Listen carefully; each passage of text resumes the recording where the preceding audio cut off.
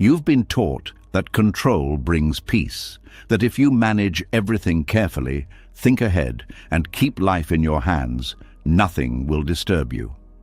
But if that were true, why does the need to control make your mind more restless? Why do you feel more pressure the more you try to hold everything together? Why does peace disappear the moment you try to force life to go your way? The truth is, the need to control is the fastest way to lose peace. And Buddhist teachings reveal this with quiet clarity. For centuries, wise minds have seen that suffering begins the moment we resist what is and try to reshape reality to fit our fears. The tighter you hold on to outcomes, people, and expectations, the more your peace slips away. Tonight, as you listen, something inside you will begin to loosen. Your thoughts will slow down. The tension in your body will soften. You'll feel a quiet sense of relief, as if you no longer have to carry everything. And when you wake up tomorrow, you will see life differently, calmer, lighter, and finally at peace. This is not just something to listen to. This is something to release. Are you ready? Let's begin. Now something begins to shift. You can feel it, even if you can't explain it yet. That quiet tension you've been carrying, that constant need to stay in control, it doesn't come from strength the way you thought it did. It comes from something much deeper, something the mind has been trying to hide from you this whole time.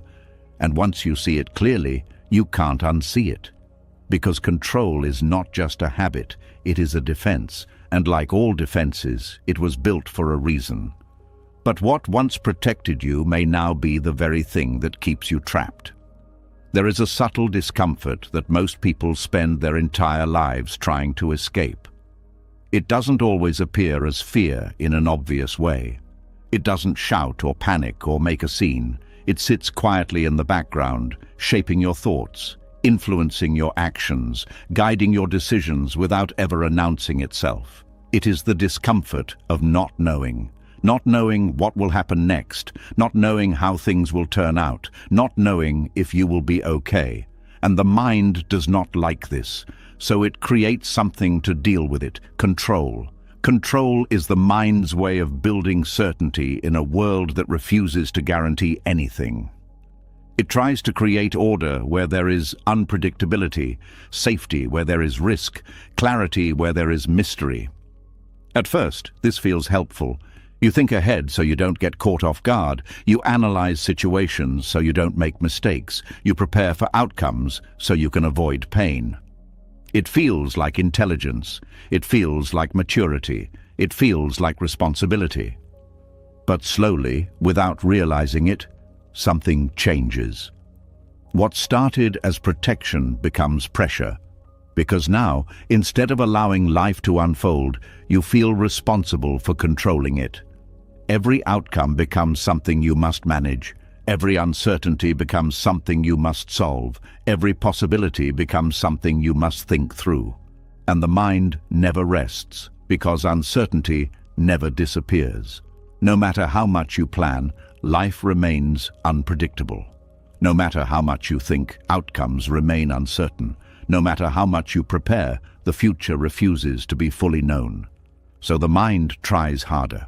It tightens its grip, it thinks more, it plans further ahead, it replays scenarios again and again, searching for a version of reality that feels safe enough to relax in.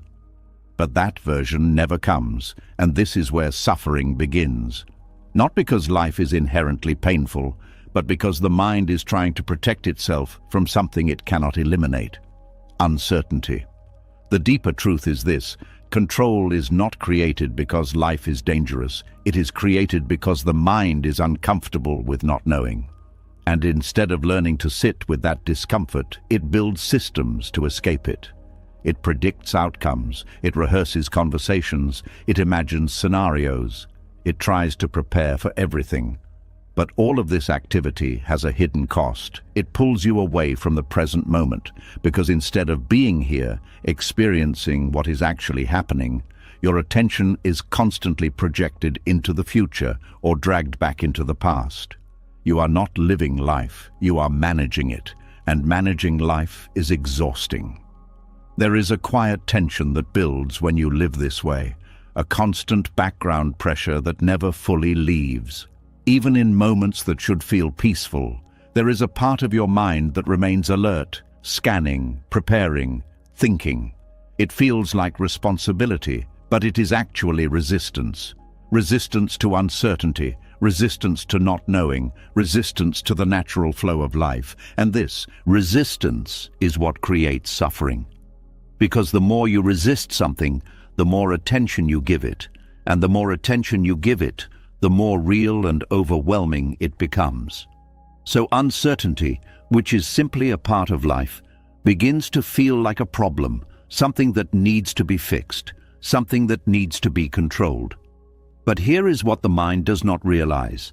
The attempt to control uncertainty does not remove it, it amplifies it.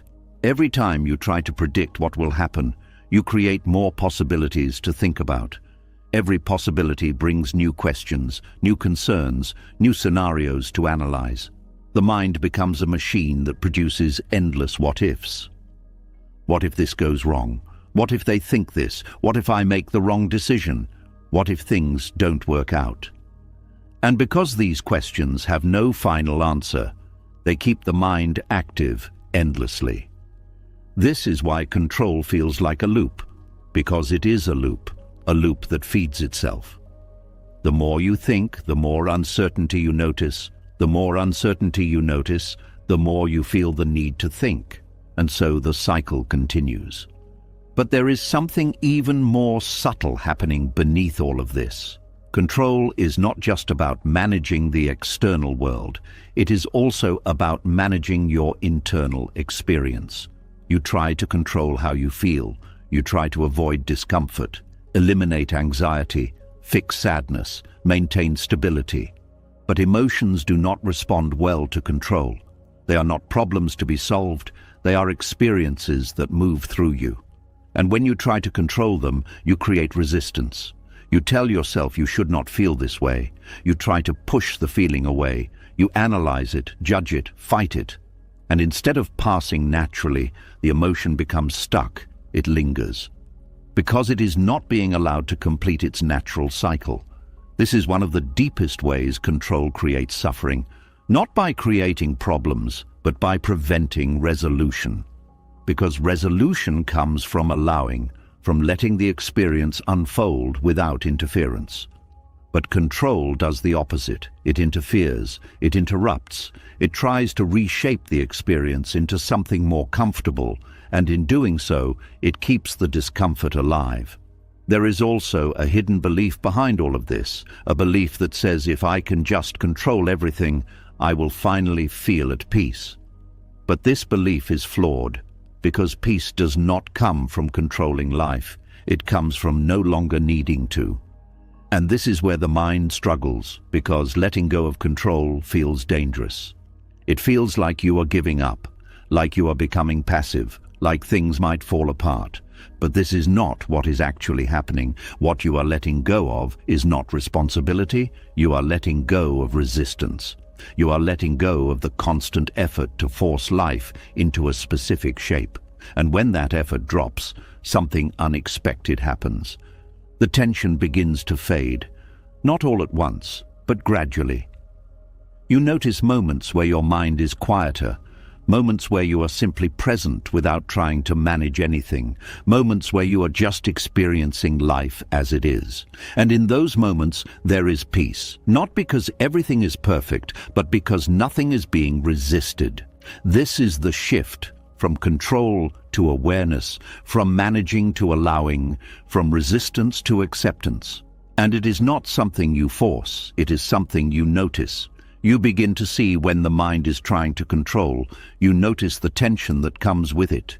You feel the pressure, the urgency, the need to figure things out. And instead of following it, you pause. You let the thought pass. You return to the present moment again and again. This is the practice, not controlling less by force, but becoming aware of control as it happens. Because awareness itself creates space. And in that space, the need to control begins to loosen naturally. You start to trust that not everything needs to be figured out right now. You begin to see that uncertainty is not something to fear. It is something to live with, something to move through, something that gives life its depth and unpredictability. And slowly, the mind learns something new, that it does not need to protect you from uncertainty, because uncertainty is not the enemy, the resistance to it is. And when that resistance fades, peace returns, not as something you create, but as something that was always there, waiting beneath the noise. And as that resistance begins to fade, something else becomes easier to notice. The mind does not only try to control through force, it also tries to control through thinking. It moves quietly, almost invisibly, convincing you that if you can just figure things out a little more, think a little deeper, predict a little better, then you will finally feel at ease. But this is where another layer of the trap begins to reveal itself. There is a quiet pull inside the mind that keeps bringing you back into thought.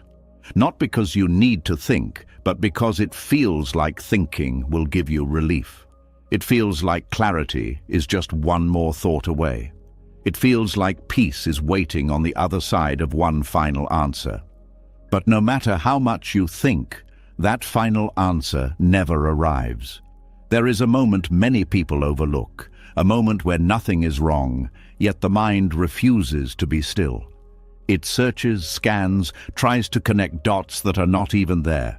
It creates questions where there were none, simply because it has become used to doing so. This is not curiosity, this is compulsion. It is the habit of predicting outcomes, of trying to stay ahead of life, of trying to secure a future that has not yet arrived. At first, this seems useful. You believe that thinking things through will protect you. You believe that preparing for every possibility will keep you safe. You believe that if you can just anticipate what might happen, you can avoid discomfort. But slowly, this habit turns into something else. It becomes constant. It becomes automatic. It becomes a loop that runs even when there is nothing to solve. The mind begins to treat every situation as something that must be figured out. A simple conversation becomes something to analyze. A small decision becomes something to overthink. A neutral moment becomes something to question. And without realizing it, you lose the ability to simply be. Because instead of being present, you are always leaning forward into the future, trying to see what is coming, trying to calculate what it will mean, trying to prepare for something that may never even happen. And this creates a tension that never fully leaves. It is not loud, but it is always there. A subtle tightness in the chest, a background noise in the mind, a feeling that something still needs to be resolved before you can finally relax. But there is nothing to resolve. This is the part that is difficult to accept. The mind keeps searching for answers to questions that do not need answers. It keeps trying to solve life as if it were a problem. But life is not a problem, it is an experience. And when you treat it like something that must be figured out, you turn every moment into a task. This is how the addiction forms. Not as something obvious, but as something that feels reasonable. It feels like you are being thoughtful. It feels like you are being aware. It feels like you are being careful. But underneath it, there is a dependency on thinking as a way to feel in control. And just like any dependency, it creates a cycle. You feel uncertain, so you think. The thinking gives you a temporary sense of control. That control fades, so you think again. And over time, the mind learns that thinking is the response to discomfort. So it begins to think even when there is no real discomfort. It fills silence with analysis. It fills stillness with prediction. It fills peace with unnecessary questions. And slowly, the ability to rest disappears. There is also a deeper illusion hidden inside this habit. The belief that the future can be known if you think about it enough. The belief that certainty can be reached through enough mental effort. But this belief is what keeps the loop alive, Because the future is not something you can fully predict. No matter how many scenarios you run, there will always be variables you cannot account for. No matter how carefully you plan, there will always be elements outside your control.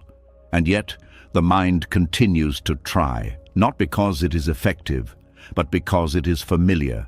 It has learned to equate thinking with safety.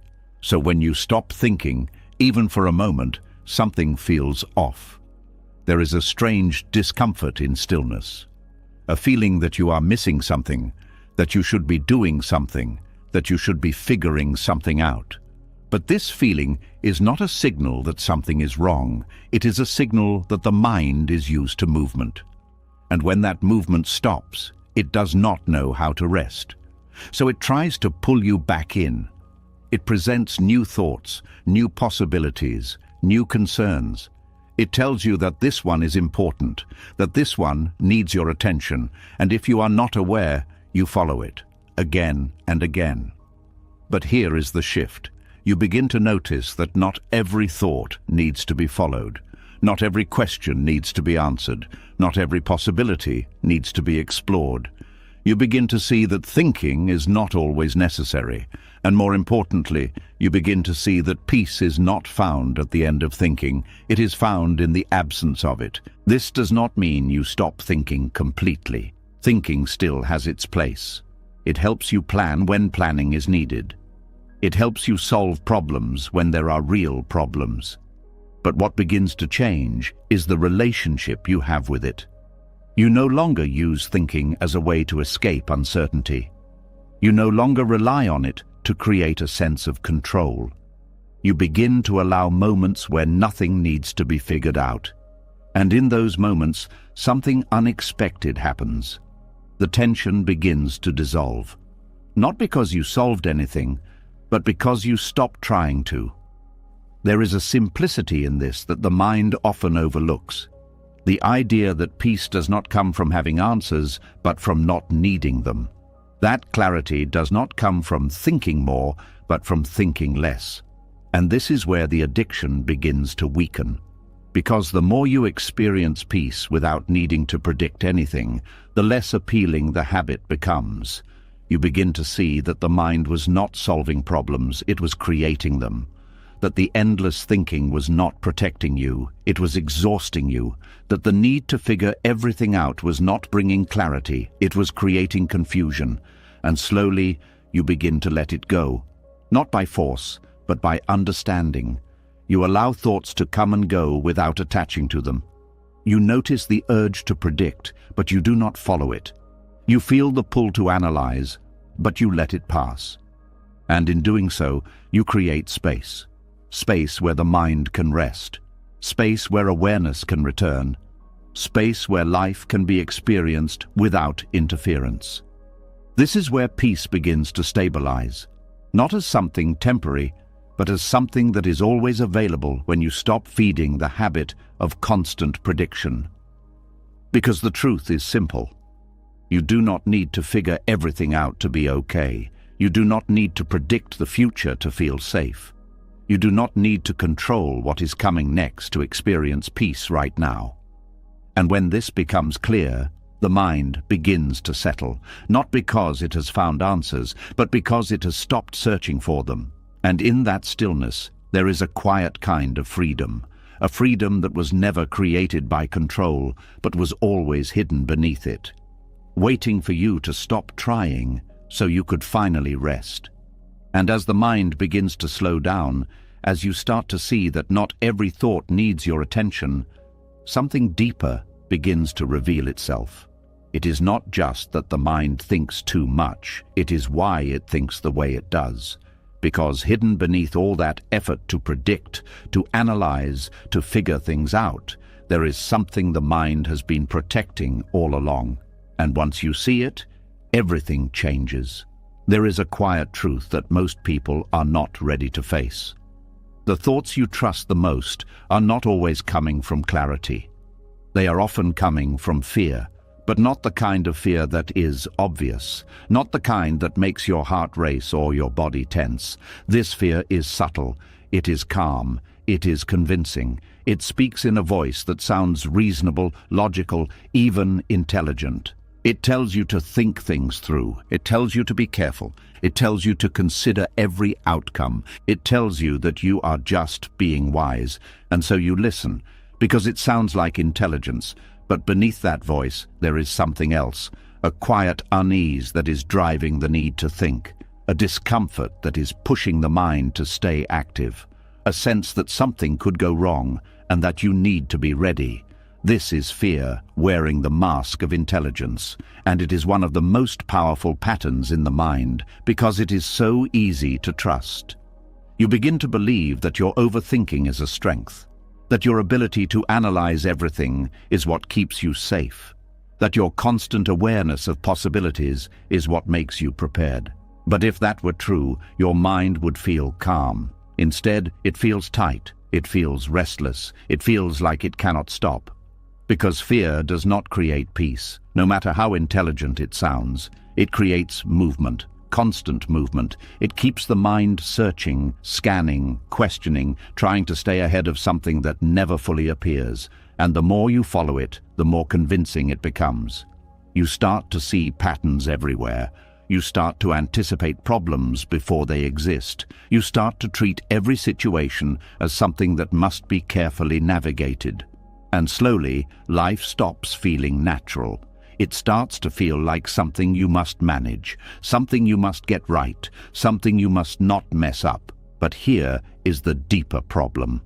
When fear disguises itself as intelligence, it becomes very difficult to let go of, because you do not see it as something harmful.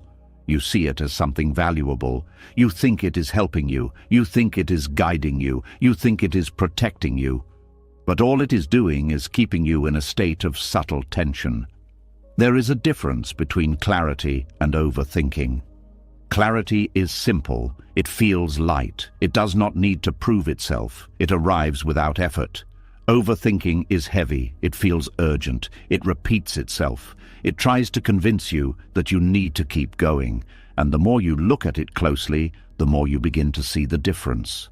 Clarity does not argue. Fear does. Clarity does not rush. Fear pushes. Clarity does not create endless scenarios. Fear builds them constantly.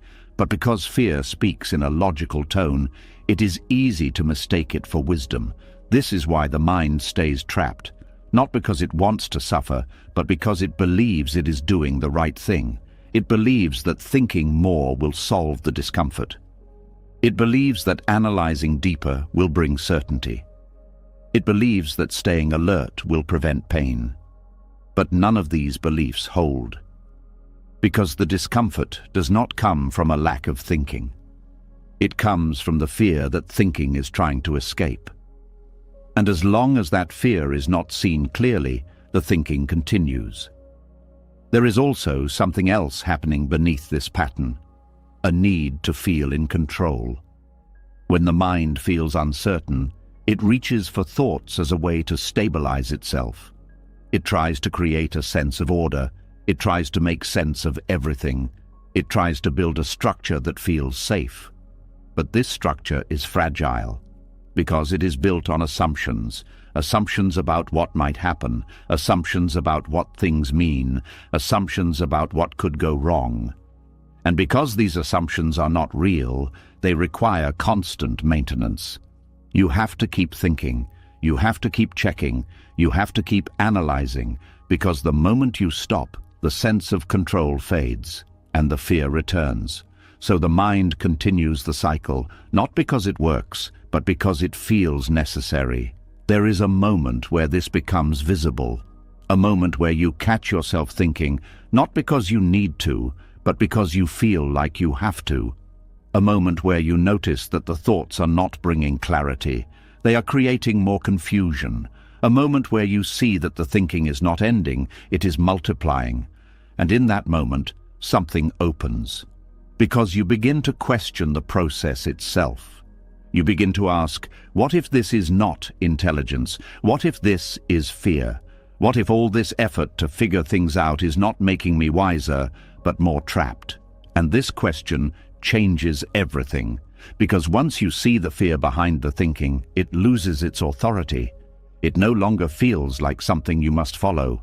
It becomes something you can observe. And observation creates distance. Distance from the thought, distance from the urgency, distance from the need to control. You begin to notice the tone of your thoughts. You begin to feel the tension behind them. You begin to recognize the pattern. And instead of automatically engaging, you pause. Not to suppress the thought, not to fight it, but to see it clearly, to recognize that it is not truth. It is a reaction, a response to discomfort, a movement of fear trying to protect itself. And when you see it this way, something softens. The grip loosens, the urgency fades, because you are no longer convinced that you need to follow every thought to stay safe. You begin to trust something deeper, not the thinking mind, but the awareness behind it, the part of you that can see without reacting, that can notice without needing to fix, that can remain present without needing to control.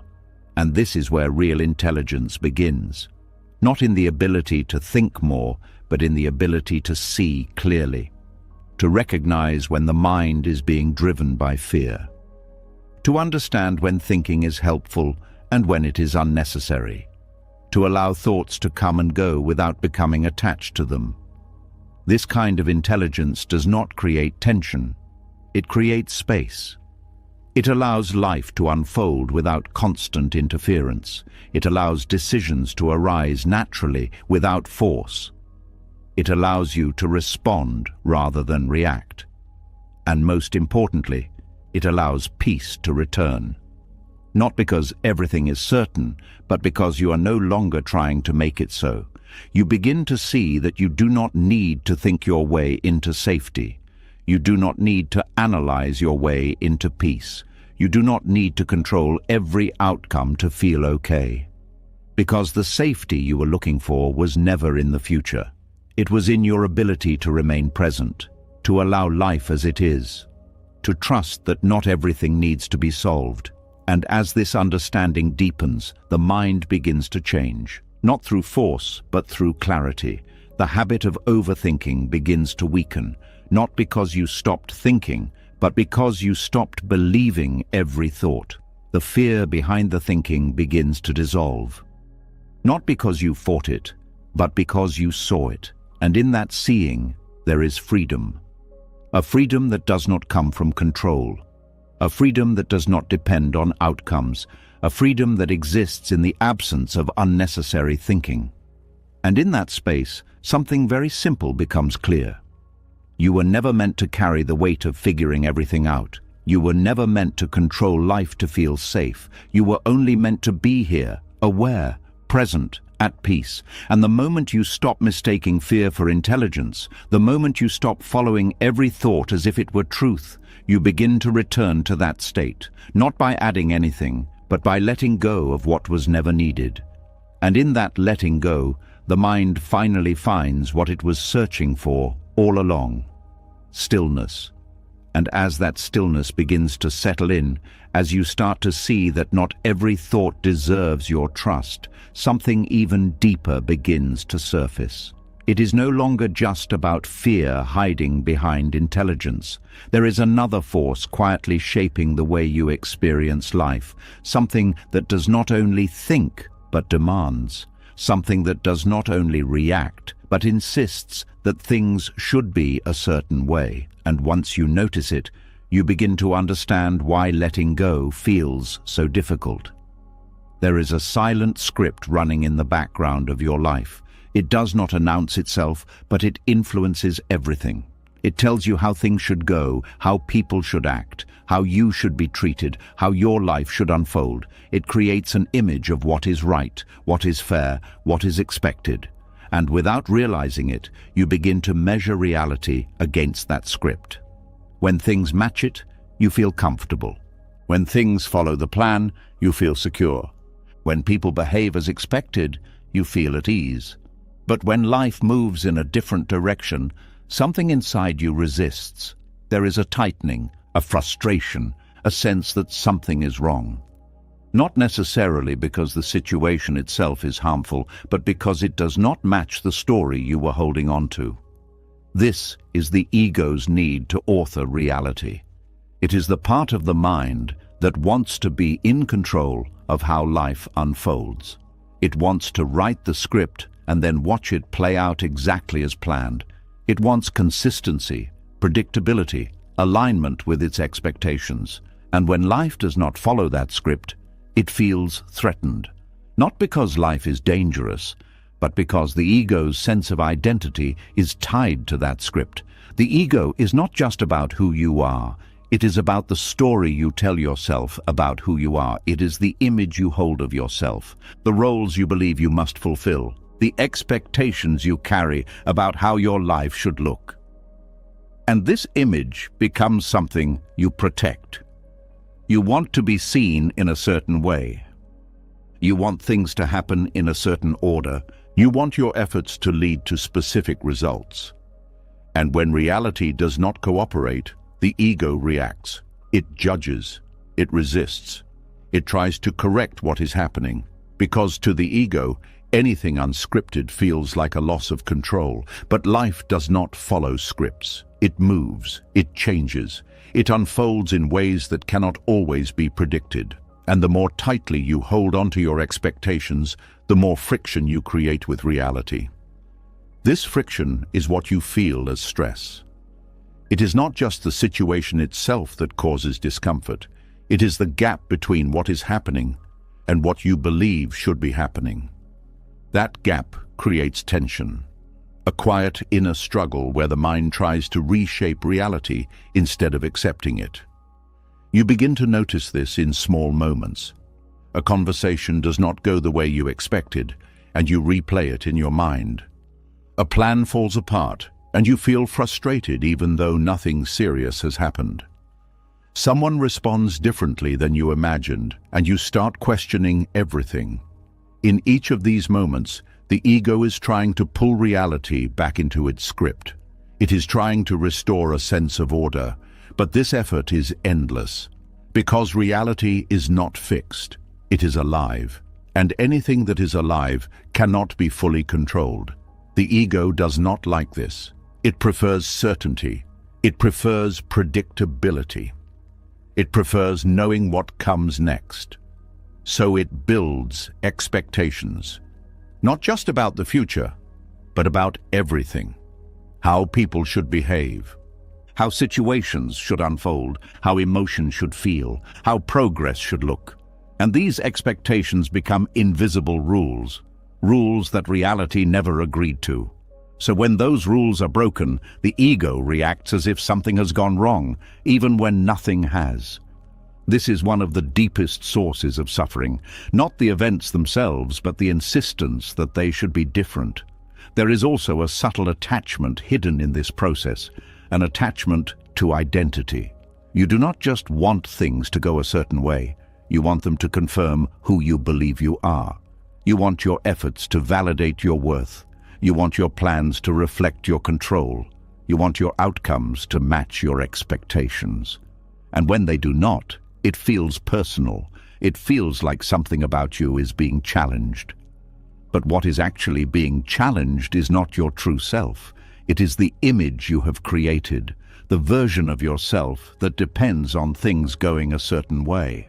And when that image is threatened, the ego resists. It tries to fix, it tries to adjust, it tries to regain control. But this only deepens the struggle. Because the more you try to force reality to match your identity, the more tension you create. There is a different way of seeing this, a way that does not require you to give up action, but changes the relationship you have with it. You begin to notice that the script you are holding onto is not reality. It is a mental construction, a story, a set of expectations that you have created over time.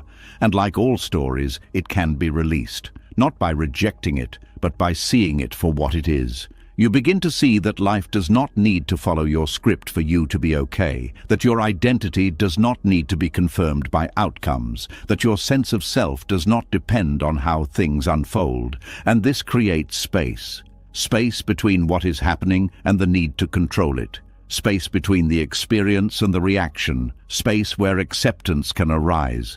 This acceptance is not passive. It is not giving up. It is seeing clearly. Seeing that reality is already complete as it is, even if it does not match your expectations. Seeing that your role is not to force it into a specific shape, but to move with it. To respond, not resist. To engage, not control. There is a lightness that comes with this shift, because you are no longer carrying the burden of making everything go according to plan. You are no longer measuring every moment against a script. You are no longer trying to correct what is simply unfolding. You begin to experience life directly, without the filter of expectation, without the pressure of needing things to be different, without the constant adjustment of trying to align reality with your ideas. And in that direct experience, something changes. You become more present, more open, more at ease, because you are no longer fighting what is. There is also a deeper trust that begins to form, not a blind belief that everything will go your way, but a quiet understanding that you can handle whatever arises, that you do not need to pre-write every outcome to feel safe, that you do not need to control every detail to be at peace. This trust does not come from certainty. It comes from letting go of the need for it, from realizing that life has always been unfolding with or without your control, from seeing that the more you allow it, the more natural everything feels. The ego will still try to return, it will still create expectations, it will still build scripts, but now you can see it. You can notice when it is happening. You can feel the tension that comes with it, and instead of following it, you can pause. You can return to what is actually here, to the present moment, to the experience as it is. And in that return, the need to control begins to dissolve, not because you forced it to, but because you no longer believe in it the same way. You begin to understand something very simple, yet very powerful. Life does not need to follow your script for you to find peace. Peace is found when you stop trying to rewrite what is already happening, when you stop insisting that things should be different, when you allow reality to unfold without resistance. And in that allowance, something opens, a quiet sense of freedom, a feeling of lightness, a deep, steady calm that does not depend on outcomes, because it is not coming from control, it is coming from acceptance, from letting life be what it is, and trusting that you do not need to author every moment to be okay, that you can simply be here, aware, present, at peace. And as that grip on how life should unfold begins to loosen, another layer quietly reveals itself. It is not only reality you have been trying to control, it is people, their reactions, their words, their feelings, even their opinions about you. And when this becomes clear, you start to notice something you may have missed for a long time. The exhaustion you feel is not just from life, it is from trying to manage minds that were never yours to control. There is a silent pressure that appears in the presence of others. It does not always look like effort, but it feels like tension. A need to say the right thing, to act the right way, to avoid being misunderstood, to keep the interaction smooth. Beneath all of this, there is a quiet attempt to shape how others see you and how they respond to you. And this attempt slowly turns into a habit. You begin to monitor your words before you speak. You adjust your tone depending on who you are talking to. You think about how something might be received before you express it. You replay conversations after they end, wondering if you said too much or not enough. And without realizing it, your attention shifts away from being present to managing perception. This creates a kind of invisible workload, because now every interaction is not just an experience, it is something you must navigate carefully. You are not only listening, you are calculating. You are not only speaking, you are anticipating. You are not only relating, you are controlling. And this takes energy, A lot of it is a form of effort that most people never question because it feels normal. It feels like social awareness, like emotional intelligence, like maturity. But there is a difference between being aware and trying to control. Awareness allows space. Control tightens it. The moment you feel like you must manage how someone else thinks or feels, tension begins, because other people are unpredictable. They have their own thoughts, their own emotions, their own perspectives that you cannot fully access or direct. No matter how carefully you choose your words, no matter how much you try to guide the interaction, there will always be elements outside your control. And yet the mind keeps trying. It tries to prevent misunderstandings. It tries to avoid conflict. It tries to create approval. It tries to maintain harmony. But this effort comes with a hidden cost. You begin to lose yourself in the process, because instead of expressing what is true for you, you start expressing what feels safe. Instead of responding naturally, you respond strategically. Instead of being present, you are constantly thinking ahead. And over time, this creates a disconnection, not just from others, but from yourself, because you are no longer acting from a place of authenticity. You are acting from a place of control. There is also a deeper fear beneath this pattern. The fear of rejection, the fear of being misunderstood, the fear of losing connection. And the mind tries to protect you from this by managing how others perceive you. It tells you to be careful. It tells you to adjust. It tells you to avoid saying something that could create distance. But this protection is not as helpful as it seems, because the more you try to control how others see you, the more you become dependent on their response. Your peace becomes tied to their reaction. If they respond well, you feel at ease. If they respond negatively, you feel unsettled. And this creates instability, because you are placing your sense of calm in something that is constantly changing, other people's minds. This is one of the most exhausting forms of control, not because it is intense, but because it is continuous. It runs in the background of your interactions, quietly draining your energy. You may not notice it in a single moment, but over time, it accumulates. It shows up as mental fatigue after conversations. It shows up as overthinking after social situations. It shows up as a constant need to check and adjust. And slowly, you begin to feel tired without knowing exactly why. There is also a subtle assumption hidden in this behavior. The assumption that if you can just say or do the right things, you can control how others respond. But this assumption is not true, because people do not respond only to what you say. They respond based on their own internal world, their beliefs, their experiences, their emotions, their current state of mind. You can speak clearly and still be misunderstood. You can act with kindness and still be judged. You can do everything right and still receive an unexpected reaction, and when this happens, the mind tries to fix it. It replays the moment. It analyzes what went wrong. It looks for a better way to handle it next time. But this keeps the cycle going because it reinforces the belief that you are responsible for how others respond. And this is where the weight becomes heavy. You start carrying reactions that were never yours to carry. You start taking responsibility for interpretations you cannot control. You start adjusting yourself to fit expectations that are constantly shifting. And this creates a quiet pressure that follows you into every interaction. There is a shift that changes everything. It begins with a simple recognition. You are not responsible for how others think. You are not responsible for how others feel. You are not responsible for how others respond. You are responsible for your intention, your presence, your clarity. But beyond that, the rest belongs to them. This does not mean you stop caring. It means you stop controlling. There is a difference. Caring allows connection. Control creates tension. When you care, you listen, you express, you engage. When you control, you adjust, you calculate, you hold back. And in that holding back, something is lost. The natural flow of interaction, the authenticity of expression, the ease of simply being with another person. When you release the need to manage others, something begins to open.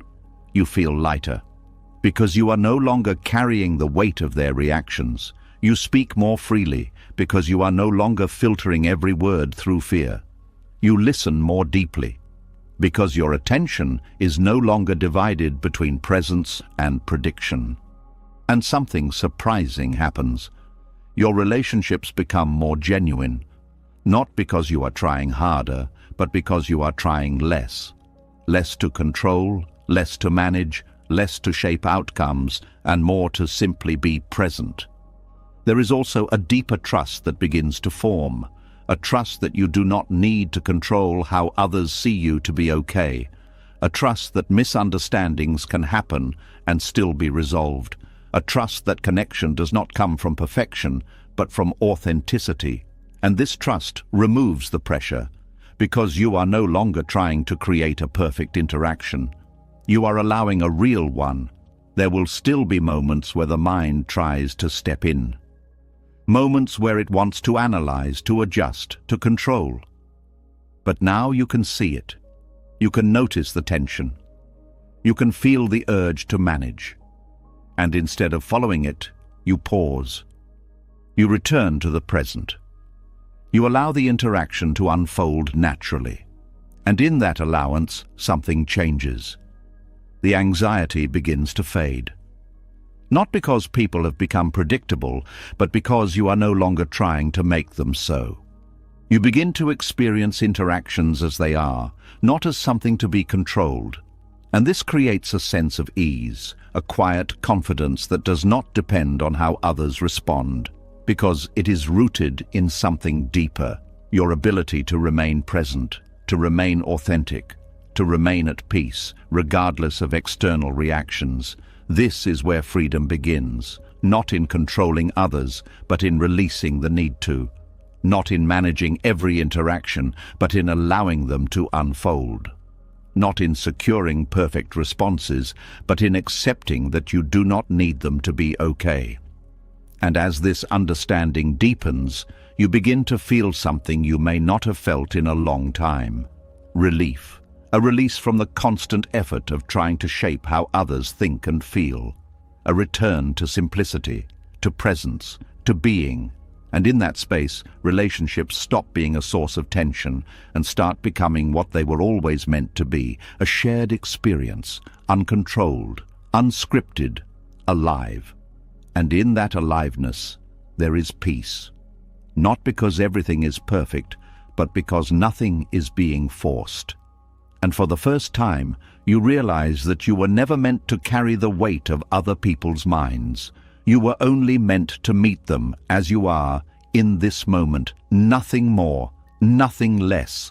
And as that weight of managing other people begins to fall away, something even more subtle comes into focus. It is not only what happens during conversations, it is what happens before they even begin. The quiet rehearsals, the silent planning, the need to get every word right before it is spoken. And when you start to notice this, you realize that disconnection does not start when you speak. It starts long before. There is a moment that happens before every conversation, and most people never see it clearly. A moment where the mind steps in and begins to prepare. It runs through possible responses. It predicts reactions. It adjusts sentences. It edits tone. It tries to shape the future interaction before it even exists. And at first, this feels helpful.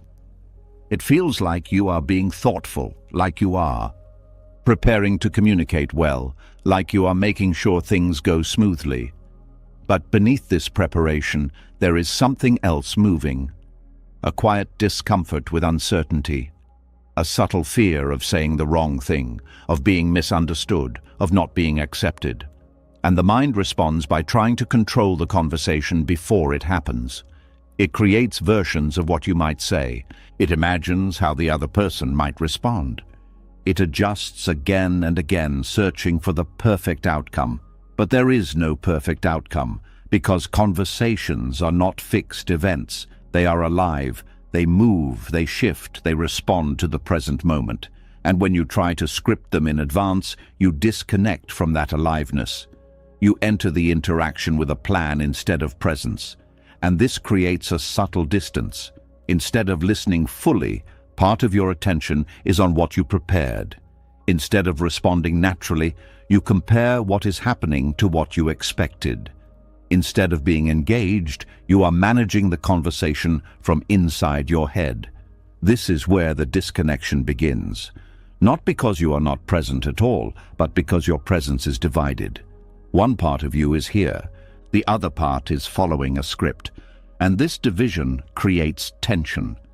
Because real connection requires full attention.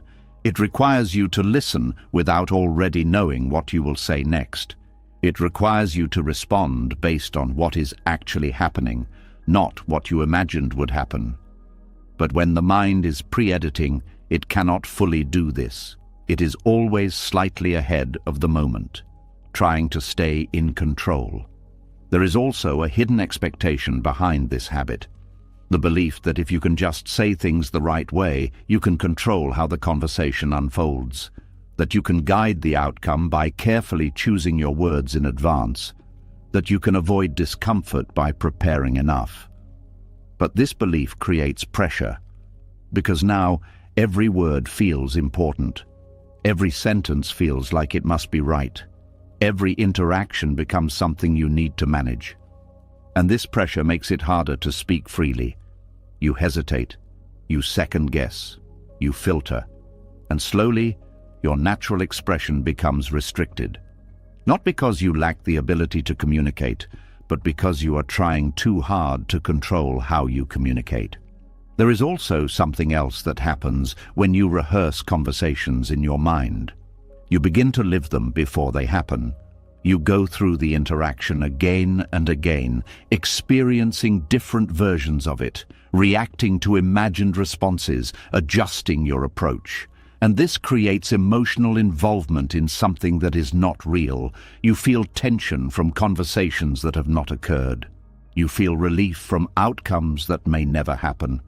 You invest energy into scenarios that exist only in thought.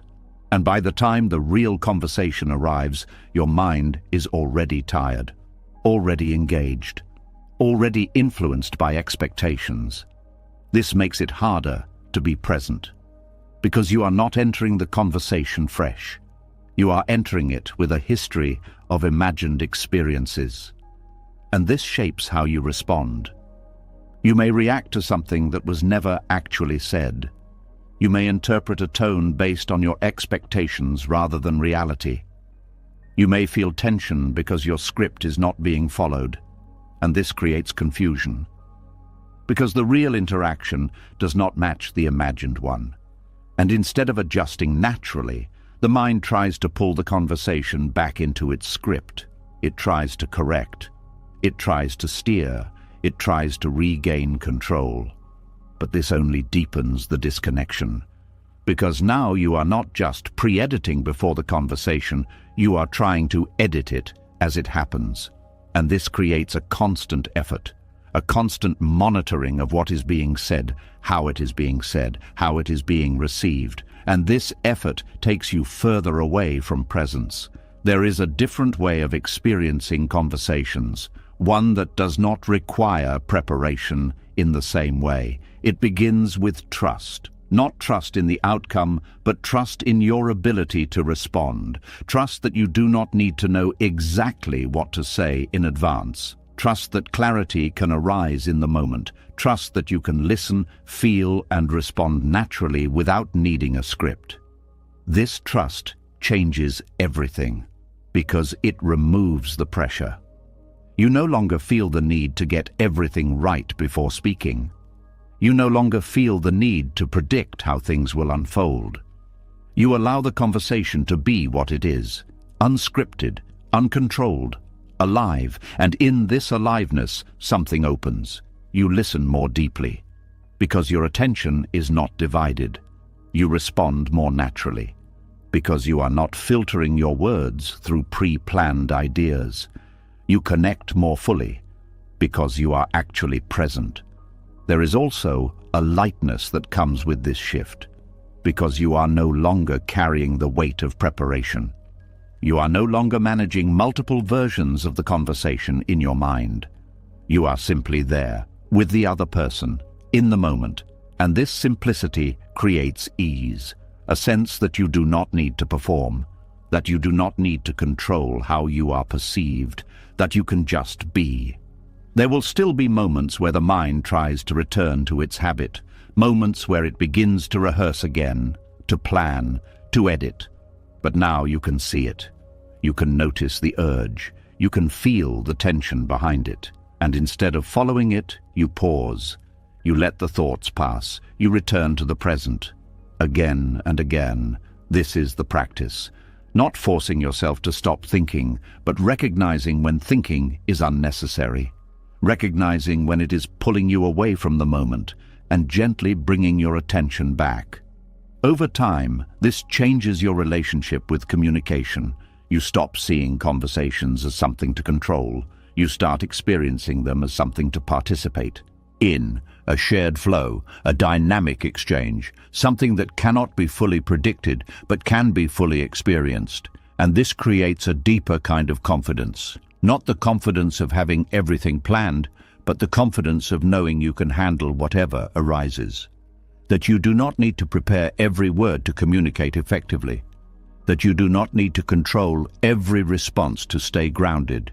That you can remain present, even in uncertainty.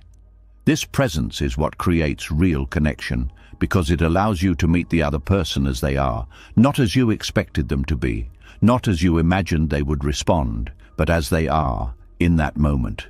And when you meet someone in that way, something genuine happens, something that cannot be scripted, something that cannot be controlled, something that can only arise from presence. This is where communication becomes effortless. Not because there is no thinking, but because there is no unnecessary thinking. Not because everything is predictable, but because you are no longer trying to make it so. And in that effortlessness, there is peace. A quiet ease that comes from letting go of the need to pre-edit, to rehearse, to control. A return to something simple, to being here, to listening, to responding, without the weight of trying to get it right. And in that simplicity, you begin to see something clearly.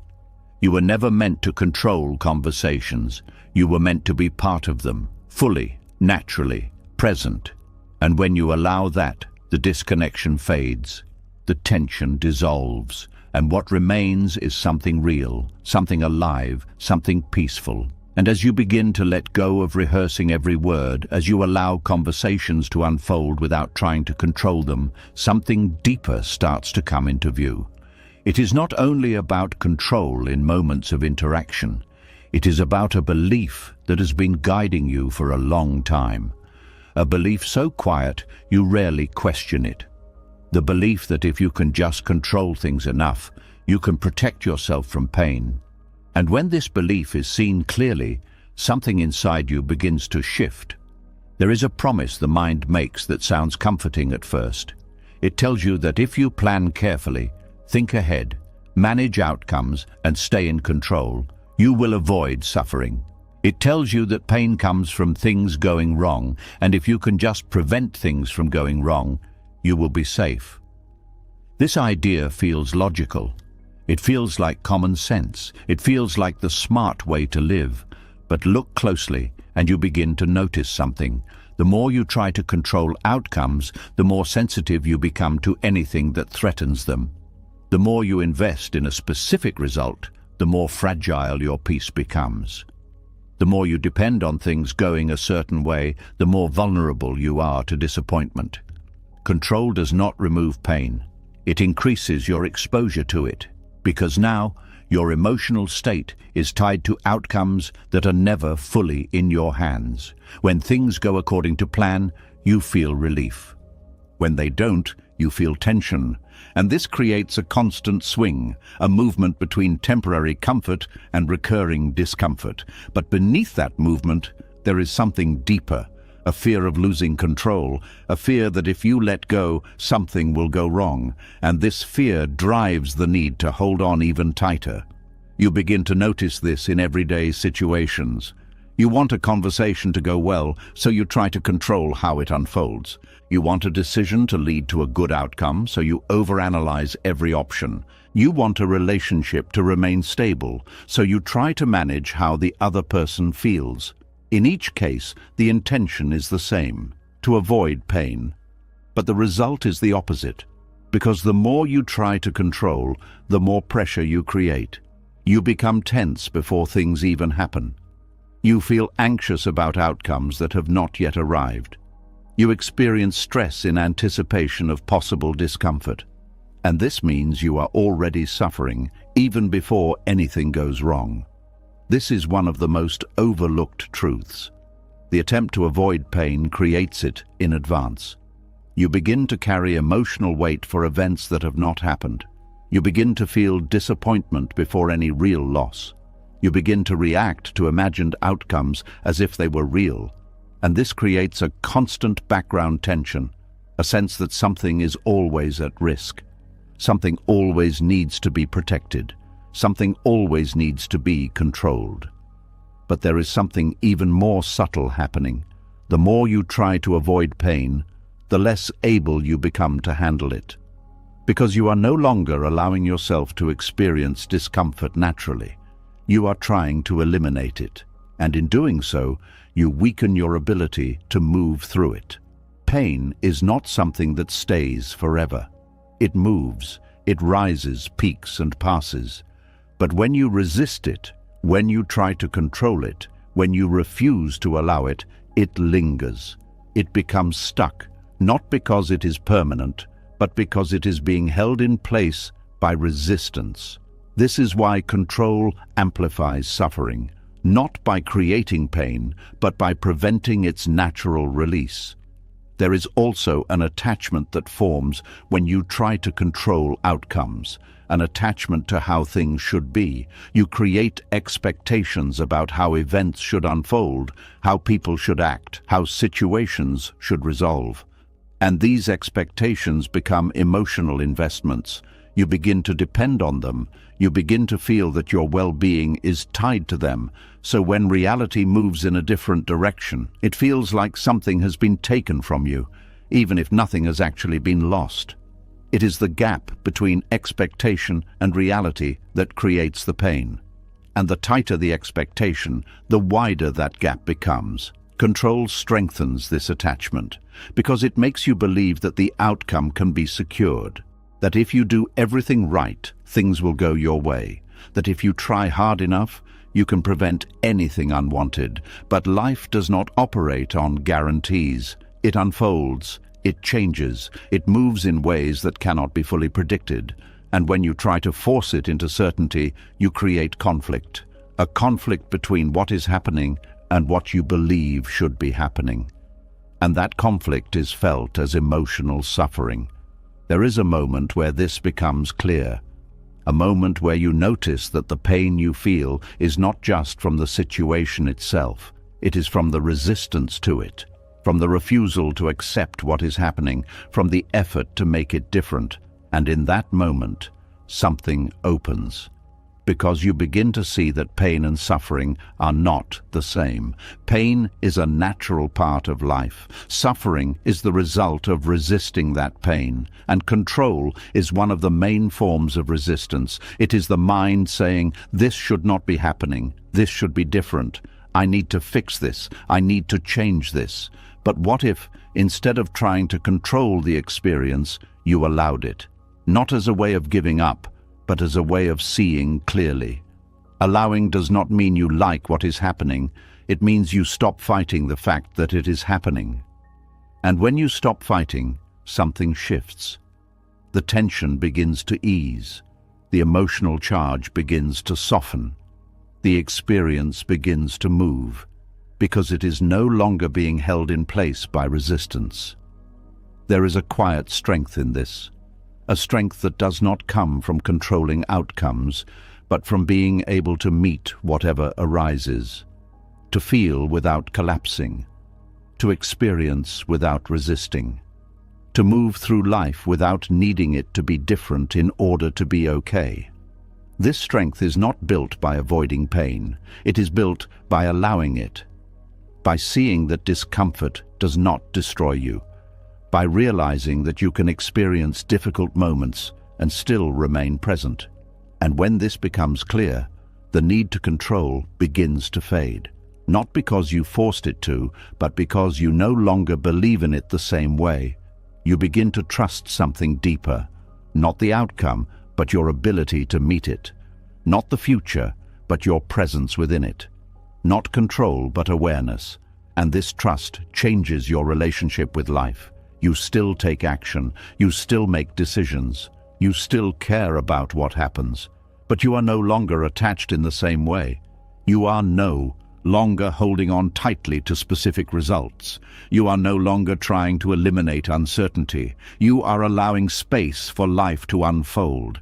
And in that space, something new appears. A sense of ease, a quiet calm that does not depend on things going your way. A freedom from the constant pressure to control, because you are no longer trying to protect yourself from every possible discomfort. You are open to the full experience of life. There will still be moments of pain. That does not change, but those moments will move differently. They will not be amplified by resistance. They will not be prolonged by control. They will be felt, understood, and released.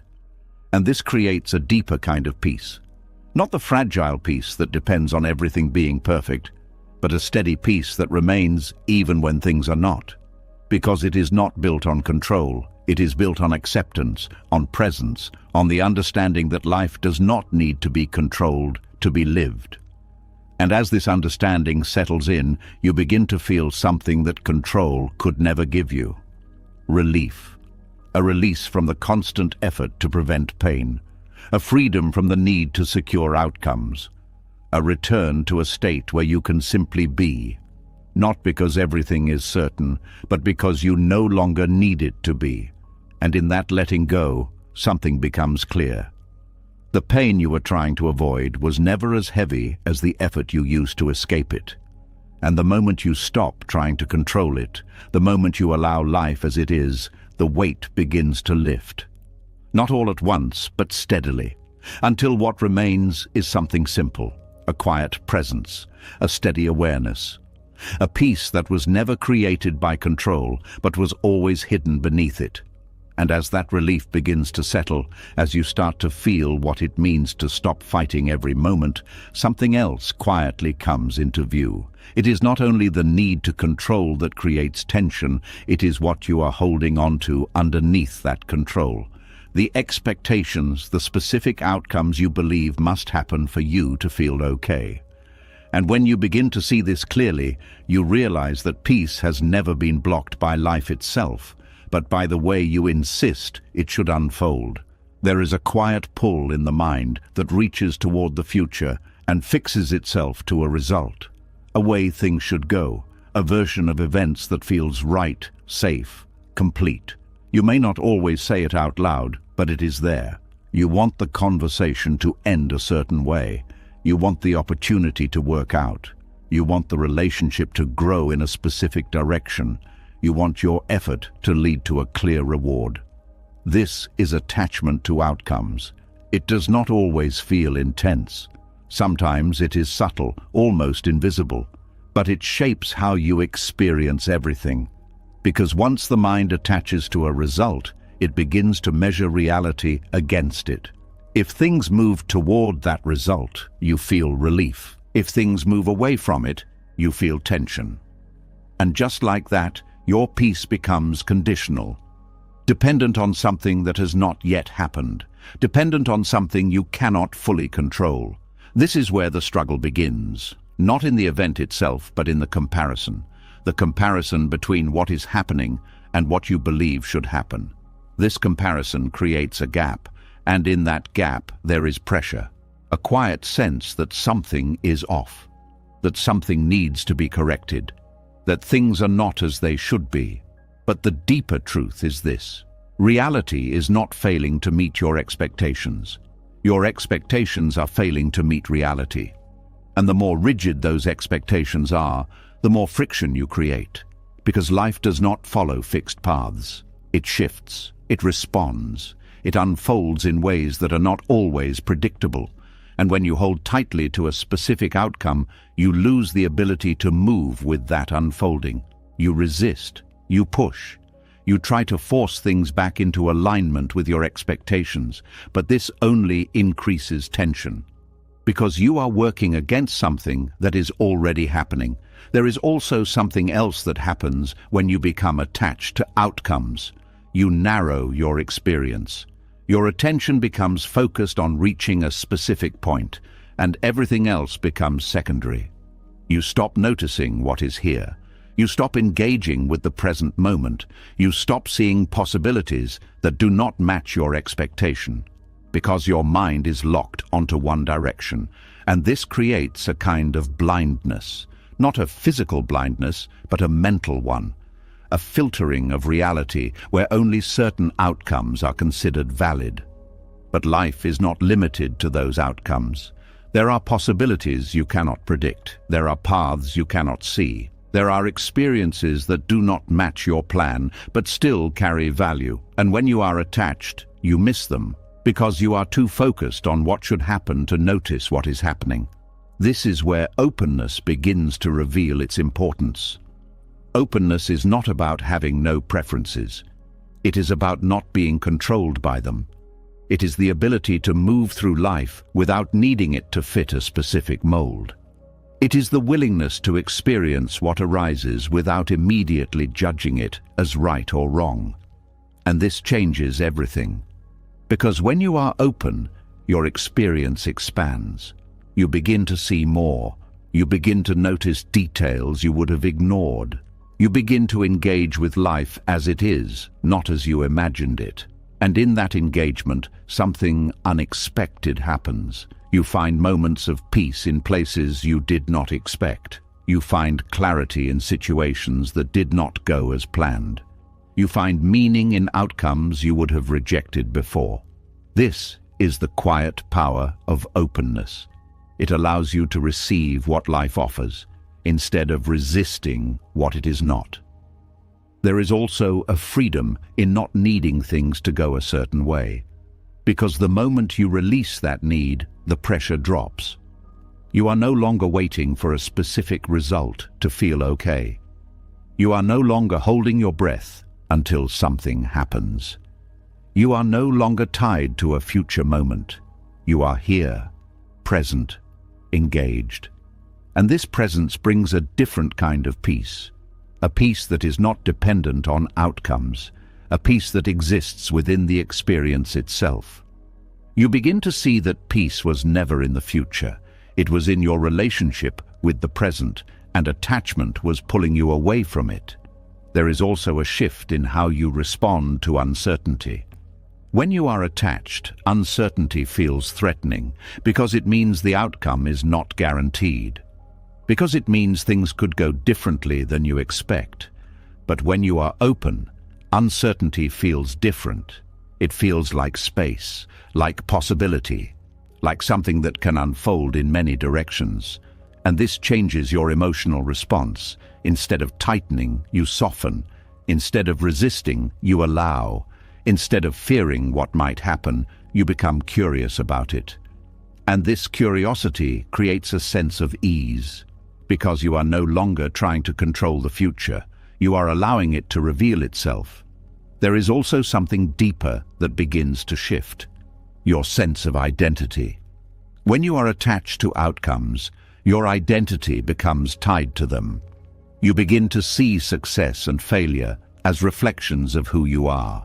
You begin to feel validated when things go your way and diminished when they do not. But when you release that attachment, something changes. Your identity becomes less dependent on results.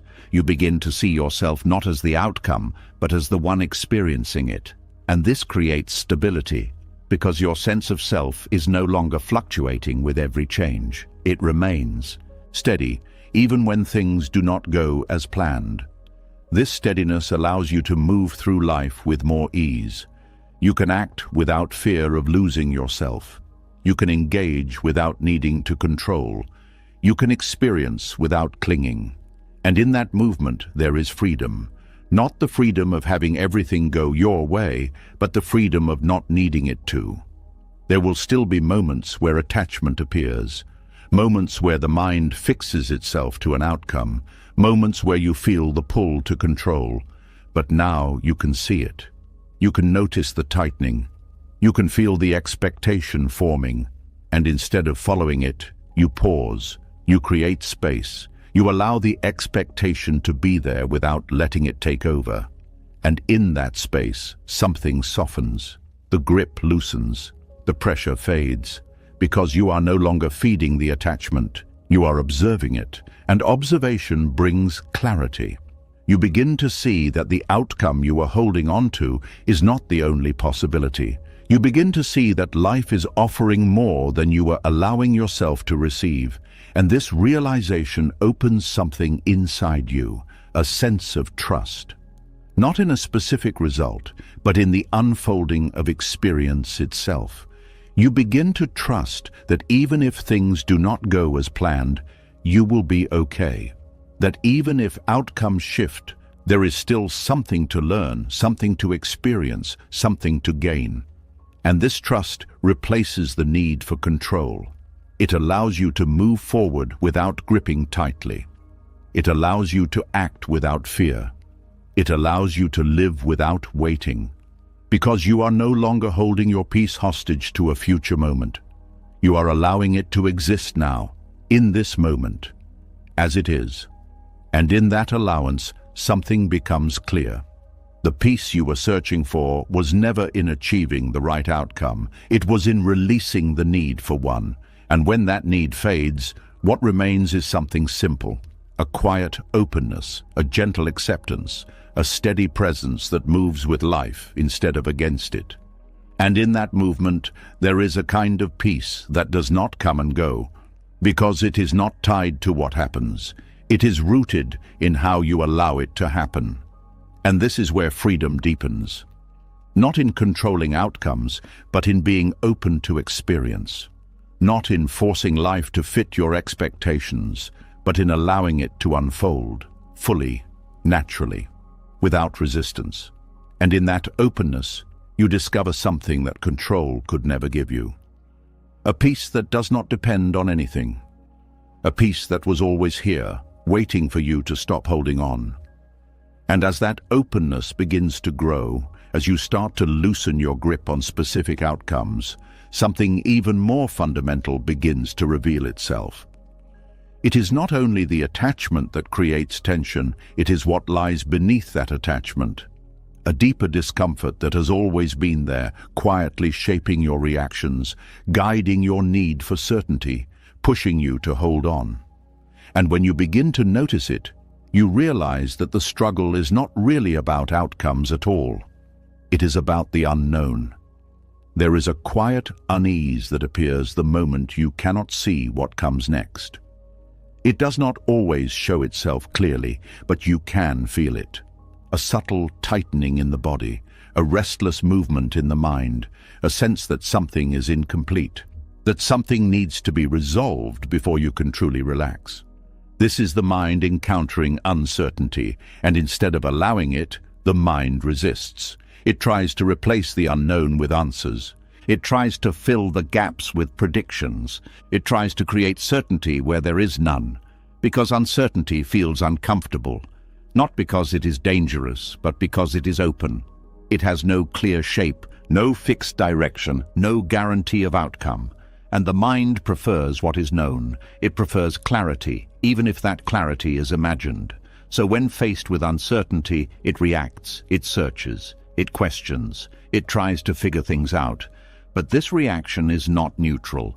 It is driven by resistance, a refusal to sit with not knowing, a refusal to allow things to remain unresolved. And this refusal creates instability. Because now, instead of simply experiencing the moment, you are trying to escape it. You are trying to move away from uncertainty towards something that feels more solid. But that solidity is not real. It is constructed through thought, and thought is always moving. So the stability you are trying to create never lasts. You find one answer, and then another question appears. You reach one conclusion, and then doubt follows. You feel certain for a moment, and then uncertainty returns. And this creates a cycle, a constant movement between trying to know and realizing you do not. And this movement is what creates tension, because the mind is always trying to land somewhere that does not exist, a place of complete certainty, a place where everything is clear, a place where nothing is unknown. But life does not offer that place. It unfolds without guarantees. It moves without fixed outcomes. It presents moments without complete information. And when you resist this, you create friction. A friction between the nature of life and the demands of the mind. This friction is what you feel as anxiety. Not always as a strong emotion, but as a background instability. A sense that something is unsettled, a feeling that you need to do something to fix it. But there is nothing to fix. Because uncertainty is not a problem. It is a condition of life. It has always been there, in every decision, in every interaction, and in every moment of change. But the mind treats it as something abnormal, something that needs to be eliminated. And this is where the struggle begins.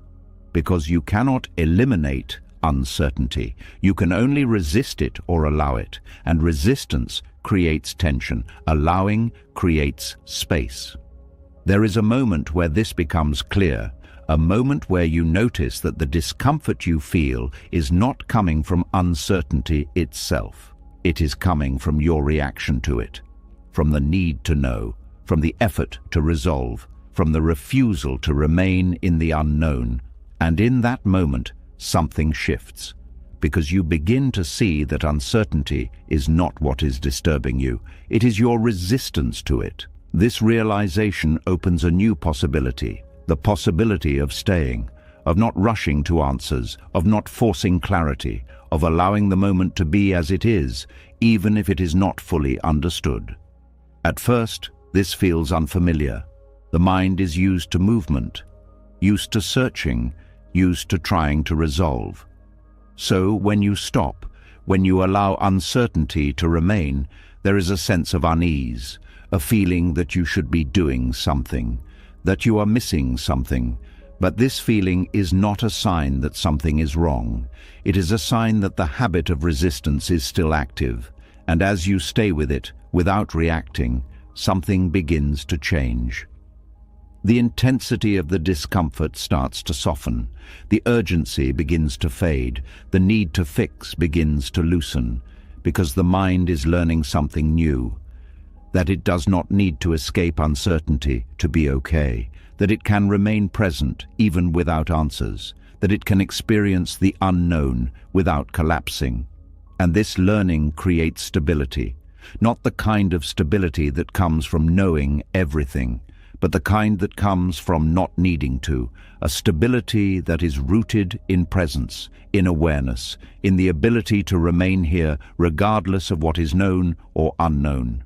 This is a different kind of strength, a strength that does not rely on certainty, a strength that does not require control, a strength that allows life to unfold without constant interference. You begin to notice how much energy was being used to resist uncertainty, how much effort was going into trying to create clarity, how much tension was being held in the body and mind.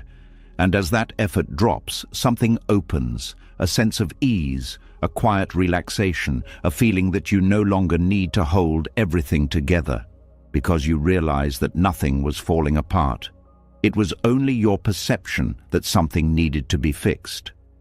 There is also a deeper trust that begins to form, not a trust that everything will go the way you want, but a trust that you can move through whatever arises, that you do not need to know everything in advance, that you can respond to life as it happens.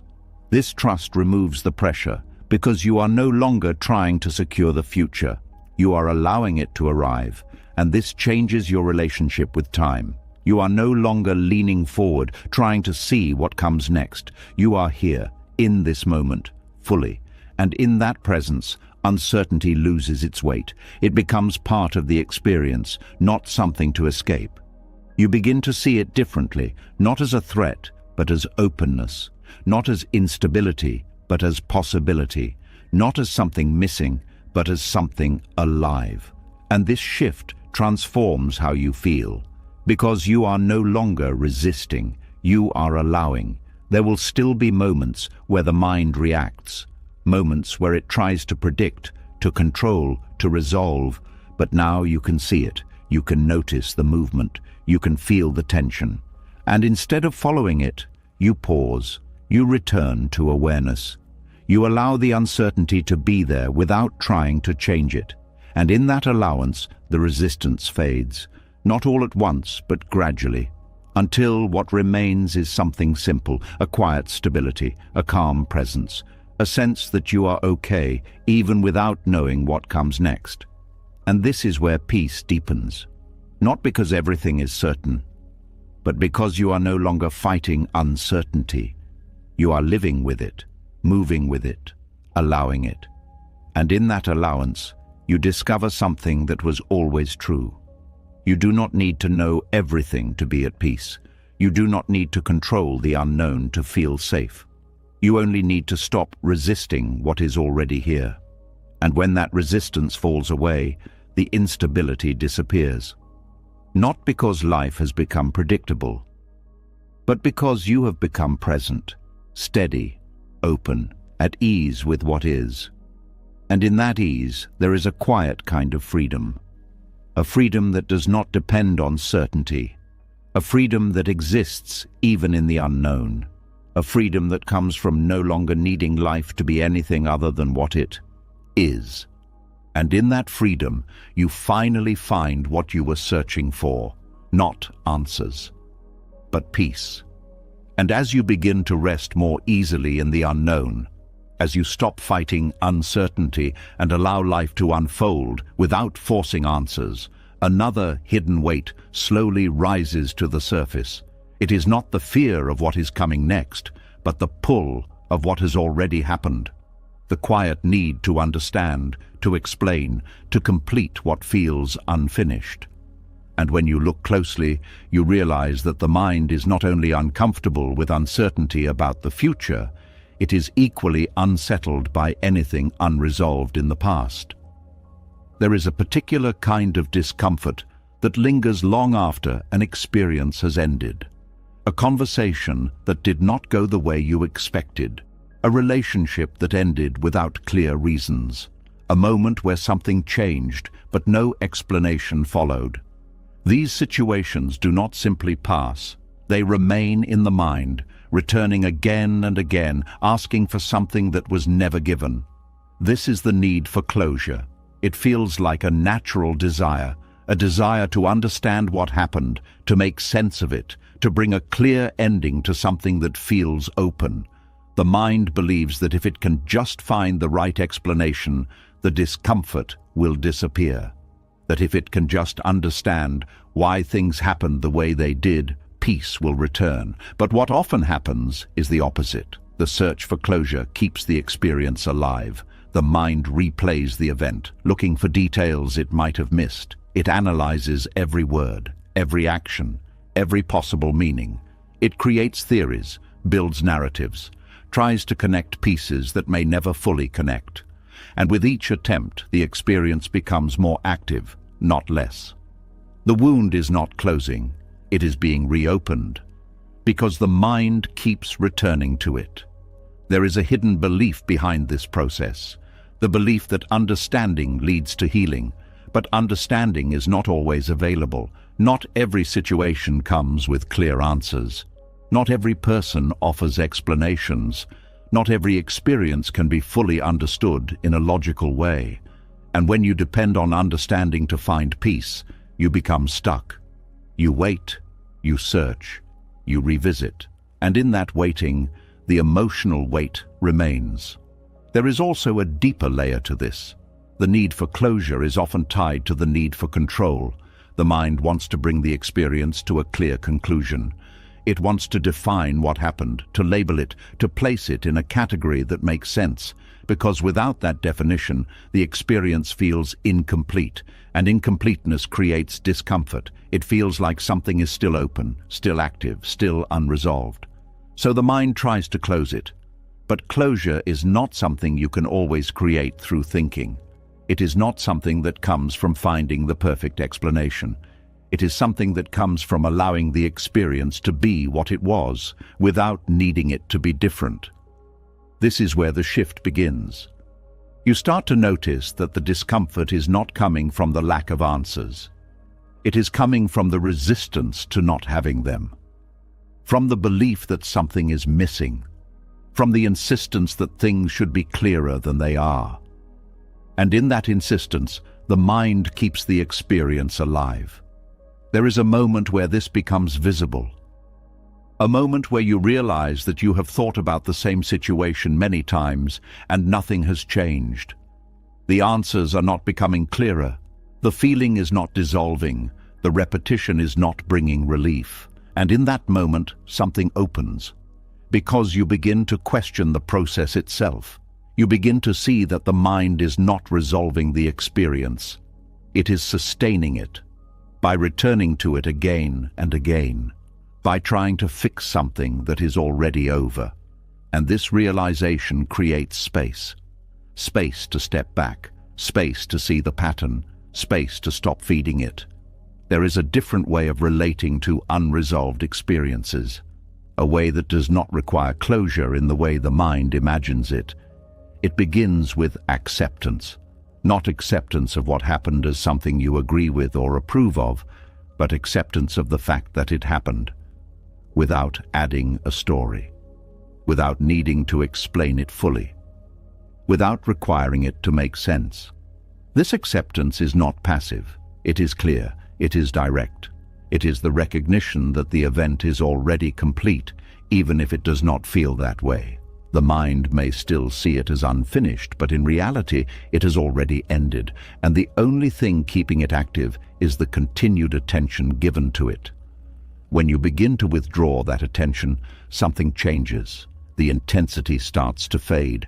The emotional charge begins to soften. The experience loses its grip. Not because you solved it, but because you stopped trying to. There is also a release that comes from letting go of the need to understand everything. A recognition that not every question needs an answer. That not every situation can be explained. That not every ending comes with clarity. And that this is not a flaw in life. It is part of its nature. Life does not always provide neat conclusions.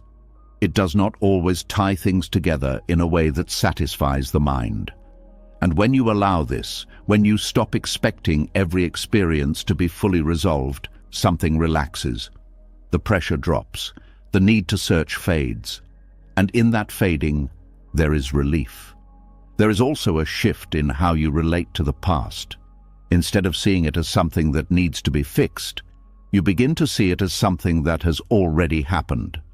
Something that cannot be changed. Something that does not need to be revisited to be complete. And this changes your relationship with memory. You can remember without re-entering the experience. You can reflect without reopening the wound. You can acknowledge without attaching. And this creates distance, not emotional numbness, but clarity. A sense that the past no longer has the same hold over you, because you are no longer feeding it with the need for closure. There will still be moments where the mind returns. Moments where it tries to search again, to analyze again, to find something it believes is missing. But now you can see it. You can notice the pattern. You can feel the pull. And instead of following it, you pause. You allow the thought to pass. You return to the present, again and again. This is how the cycle breaks, not through force, but through awareness. Through recognizing that the search for closure is not leading to peace. Through allowing the experience to remain as it is, without needing it to be different. And in that allowance, something settles, a quiet stillness, a sense that nothing is missing, that nothing needs to be added or explained, that the moment is already complete. And in that completeness, there is peace. Not the kind of peace that comes from understanding everything, but the kind that comes from not needing to. A peace that is not dependent on answers. A peace that is not waiting for resolution. A peace that exists when you stop trying to close what is already finished. And as this becomes clearer, you begin to feel lighter, freer, less burdened by the past. Because you are no longer carrying the weight of unanswered questions. You are no longer trying to complete what has already ended. You are allowing it to be. And in that allowing, something shifts deeply. You return to the present, to what is here, to what is alive. And the past begins to lose its hold, not because it was erased, but because you no longer need anything from it. And in that release, you discover something simple. Closure was never something you needed to find. It was something you needed to stop chasing. And when that chase ends, what remains is quiet, still, peaceful, complete. And as that quiet sense of completion begins to settle, as you stop chasing explanations and allow the past to rest where it belongs, another hidden layer of control slowly comes into view. It is not about needing answers anymore. It is about something heavier, something you have been carrying without even questioning it. A weight that feels like responsibility, but goes far beyond what is actually yours. And when you begin to see it clearly, you realize that much of your exhaustion was never about life itself, but about everything you believed you had to carry. There is a subtle habit that forms over time, one that feels noble on the surface.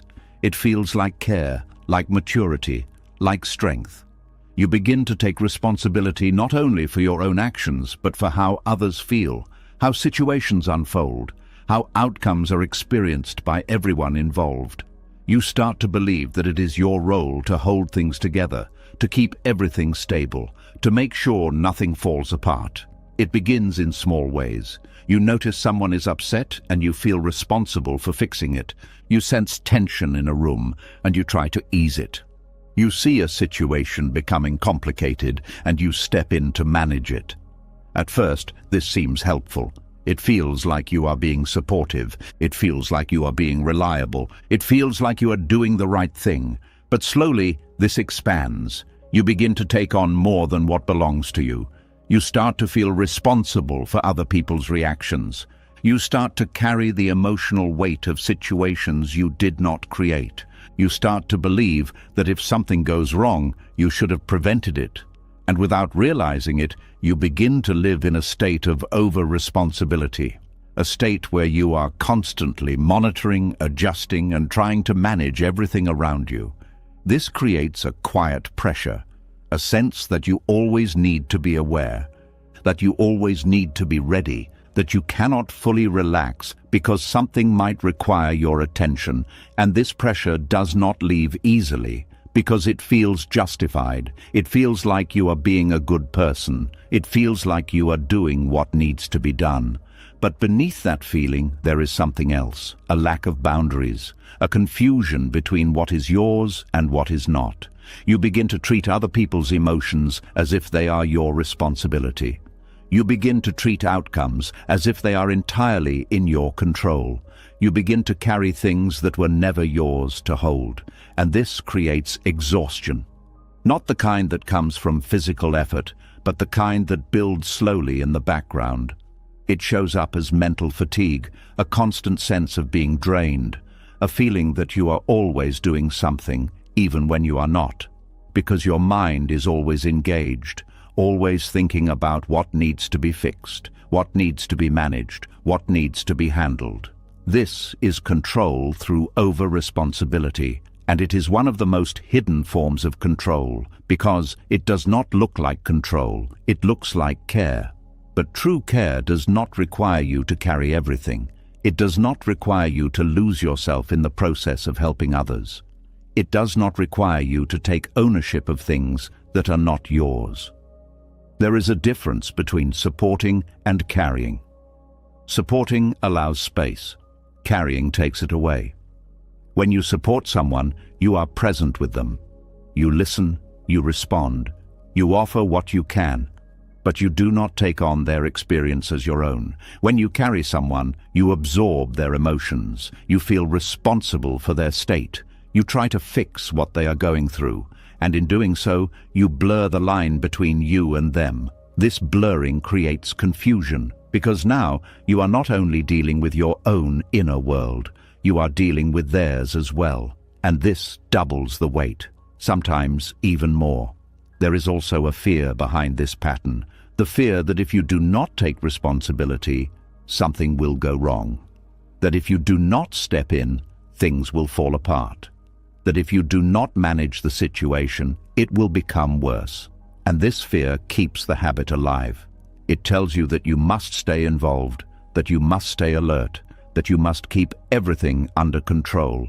But this is not true, because life is not something you can fully manage. People are not something you can control. Situations are not something you can guarantee. And the more you try, the more tension you create. There is a moment where this becomes visible, a moment where you feel overwhelmed and you realize that much of what you are carrying is not yours, that you have taken on responsibilities that were never given to you, that you have stepped into roles that were never yours to fill. And in that moment, something begins to shift, because you start to question the assumption that you need to carry everything. You begin to ask, what is actually mine to hold, and what is not? This question creates clarity. You begin to see that your responsibility is limited. It is not everything. It is not everyone. It is not every outcome. Your responsibility is your intention, your actions, your presence. Beyond that, there is a boundary, and that boundary matters. Because without it, you lose balance, you lose clarity, you lose yourself. Learning to release over-responsibility does not mean you stop caring. It means you care in a different way. A way that does not consume you, a way that does not drain you, a way that allows both you and others to exist without being controlled. You begin to allow others to have their own experiences, their own emotions, their own reactions, without needing to step in and change them.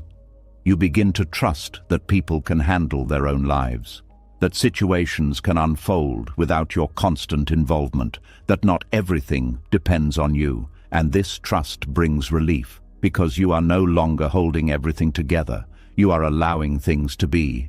There will still be moments where the mind tries to take on more, moments where it feels like you should do something, fix something, carry something. But now you can see it, you can feel the weight before it fully settles. You can notice the urge to take responsibility beyond what is yours, and instead of following it, you pause. You ask yourself, is this mine to carry? And if it is not, you let it go. Not with force, not with resistance, but with understanding, with clarity, with a quiet decision to return to your own space. And in that return, something changes. The heaviness begins to lift, the pressure begins to fade, the constant engagement begins to settle. Because you are no longer extending yourself beyond your limits, you are grounded, centered, present within your own experience. And this creates a different kind of peace. A peace that is not built on managing everything, but on knowing what is yours and what is not. A peace that allows you to care without being consumed, to support without losing yourself, to be present without carrying unnecessary weight.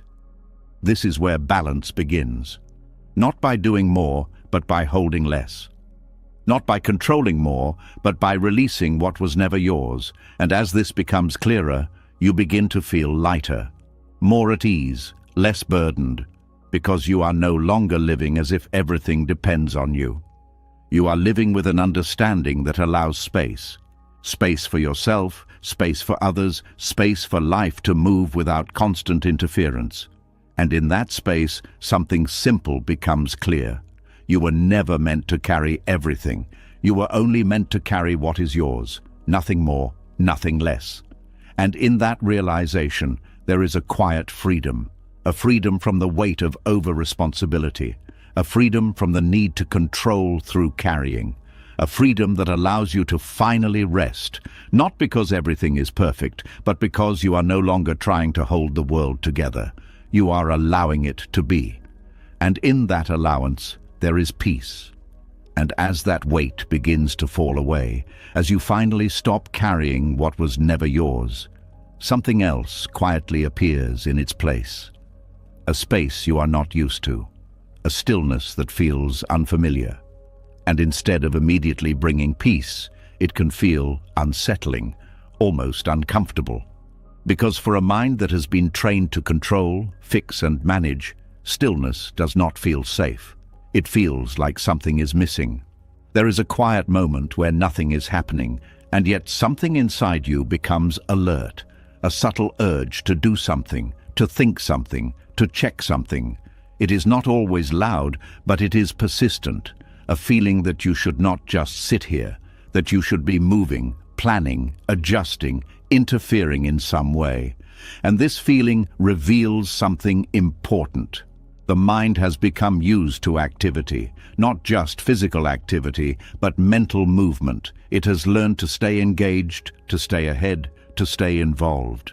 And when that movement stops, it does not recognize the stillness as peace. It recognizes it as danger, because stillness removes the illusion of control. When you are not doing anything, not thinking ahead, not managing outcomes, there is nothing for the mind to hold on to. There is no sense of directing what comes next. There is no feeling of being in charge. And for a conditioned mind, this feels uncomfortable. It feels like losing control. And the mind reacts to that. It begins to create thoughts. Small at first, then more. It brings up things you need to do, things you should think about, problems you might have missed, conversations you need to revisit, plans you should make. Not because these things are urgent, but because they restore movement. They give the mind something to hold on to again. They create the feeling of control, and so the cycle continues. Stillness appears. The mind becomes uncomfortable. Thoughts arise, movement returns, and the stillness disappears. This is the fear of letting life unfold without interference. It is not always obvious. It does not always show up as fear in a clear way. But it is there, hidden beneath the need to stay engaged, the need to do something, the need to interfere. Because without interference, there is openness, and openness feels uncertain. There is no clear direction, no defined outcome, no immediate sense of control. And the mind has been trained to avoid this. It has been conditioned to believe that if it is not actively involved, something might go wrong. That if it lets go, it will miss something. That if it remains still, it is not being responsible. But this belief creates tension because it keeps the mind in constant motion. It prevents rest. It prevents ease. It prevents the natural unfolding of life. There is also something deeper beneath this pattern, a fear of what might arise in stillness, because when the mind is quiet, when there is no distraction, no planning, no controlling, things begin to surface. Feelings that were ignored, thoughts that were pushed aside, sensations that were never fully felt. And this can feel uncomfortable. So the mind avoids stillness. Not because stillness is dangerous, but because it reveals what has been hidden. It brings you closer to your direct experience, without filters, without distraction, without control. And this closeness can feel intense at first, because you are no longer escaping. You are present, fully. And presence has a depth that the mind is not always used to. But this depth is not something to fear. It is something to understand. Because what arises in stillness is not new. It has always been there. It was simply covered by activity, by thinking, by controlling. And when that covering is removed, it becomes visible. This is where the shift begins, not by forcing stillness, but by allowing it, by noticing the urge to move, by seeing the discomfort, by feeling the pull to interfere, and choosing not to follow it. Not as a struggle, but as an observation. You begin to sit with the stillness, even when it feels unfamiliar, even when the mind tries to pull you away. You remain, you stay, you allow. And something begins to change. The discomfort starts to soften. The urge to interfere begins to weaken. The mind slowly learns that stillness is not a threat, that nothing is missing, that nothing needs to be added. There is also a quiet realization that emerges, that life does not need your constant interference to function, that things are unfolding whether you control them or not, that much of what you were trying to manage was already moving on its own. This realization brings relief because it removes the pressure. You no longer feel like you must be involved in everything. You no longer feel like you must guide every moment. You begin to trust the unfolding, not blindly but naturally.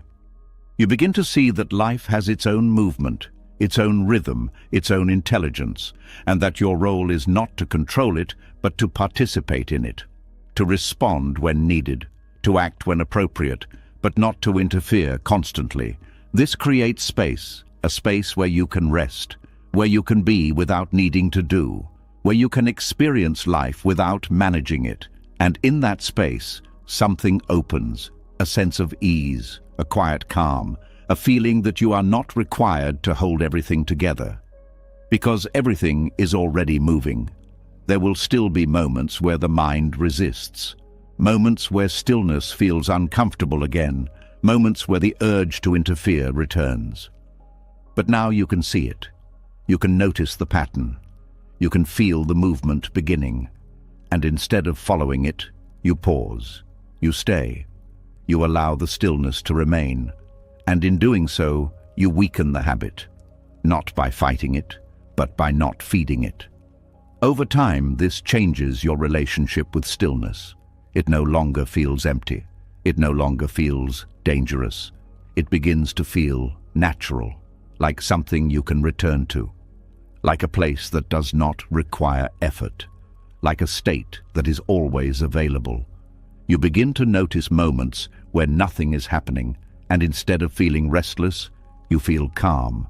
Moments where there is no need to think, no need to plan, no need to control. And in those moments, there is peace. Not because everything is perfect, but because nothing is being interfered with. This is the quiet freedom of letting life unfold, not as something you force, but as something you allow.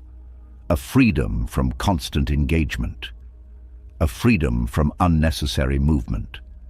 A freedom from the belief that you must always be doing something to be okay. And as this understanding deepens, you begin to feel something you may not have felt before, a comfort in stillness, a trust in the unfolding, a sense that you can rest even when nothing is being controlled, because you see clearly now, stillness is not the absence of life, it is the absence of interference. And in that absence, life reveals itself more clearly, more naturally, more fully. And you realize something simple, yet profound. You were never meant to control every moment. You were meant to experience it. And the moment you stop interfering, the moment you allow life to move as it is, something shifts. The tension dissolves. The fear fades.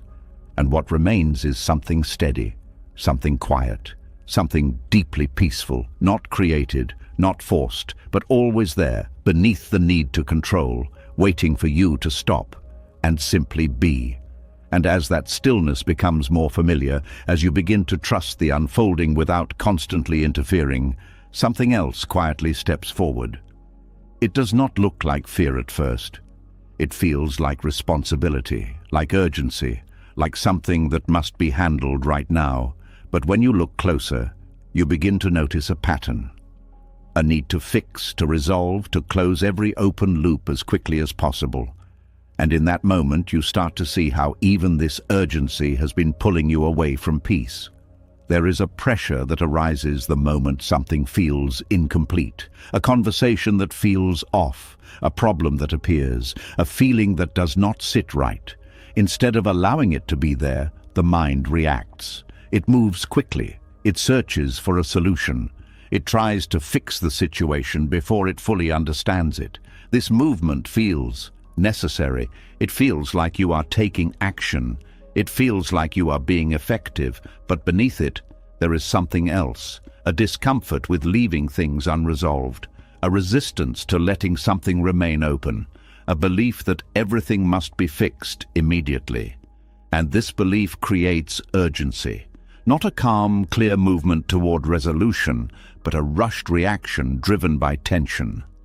You begin to notice it in small ways. A message that is not replied to quickly enough creates unease.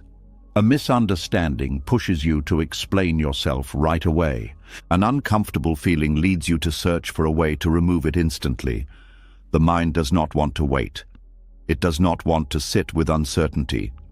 It does not want to allow things to unfold naturally. It wants resolution now. And this urgency creates pressure. Because it removes space, it removes the time needed for clarity to arise. It pushes you into action before understanding is complete. And in that rush, something is lost. The ability to see clearly, the ability to respond thoughtfully, the ability to remain grounded. Instead, you react. You move quickly, trying to fix what feels uncomfortable. But this quick movement is often driven by emotion, not clarity. It is driven by the need to escape discomfort, not by a clear understanding of what is needed. And this leads to more complications, because actions taken in urgency often create new problems. You say things you did not fully mean. You make decisions without seeing the full picture. You try to resolve something that needed time, not force. And this creates a cycle. A problem appears. You rush to fix it.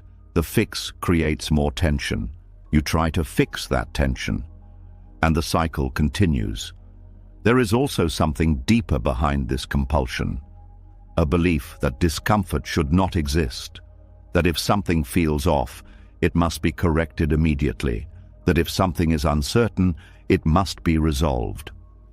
But this belief creates instability, because life is not always smooth. There are moments of confusion, moments of discomfort, moments where things are not clear. And these moments are not problems. They are part of the process. They are spaces where understanding develops, where emotions settle, where clarity forms. But when you rush to fix them, you interrupt that process. You do not allow things to settle. You do not allow space for clarity to emerge. You replace patience with urgency, and urgency clouds perception. There is a difference between action and reaction. Action comes from clarity. It is steady. It is grounded. It does not feel rushed. Reaction comes from discomfort. It is quick. It is pressured. It is driven by the need to escape. And the compulsion to fix everything immediately is a form of reaction. It is not about what is actually needed. It is about what feels uncomfortable. And this creates a disconnect because you are not responding to reality as it is. You are responding to your discomfort with it. This is why urgency destroys clarity. Because clarity requires space. It requires time. It requires the ability to observe without immediately acting. But urgency removes that space. It pushes you to move before seeing, to act before understanding, to fix before fully feeling. And in doing so, it creates more confusion. There is a moment where this becomes clear. A moment where you realize that rushing has not brought you peace, that fixing things quickly has not made them better, that the constant need to resolve everything has only created more tension. And in that moment, something shifts, because you begin to question the urgency itself. You begin to ask, does this really need to be fixed right now? And often, the answer is no. What is needed is not immediate action. It is presence. It is patience. It is the willingness to allow the situation to unfold. This does not mean you avoid action. It means you do not rush into it. You allow space for clarity to arise. You allow time for emotions to settle.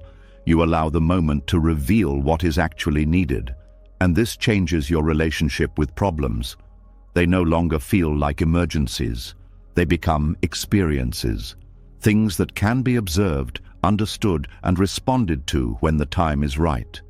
There is also a quiet strength in this, the ability to pause, to not react immediately, to remain present even when something feels uncomfortable.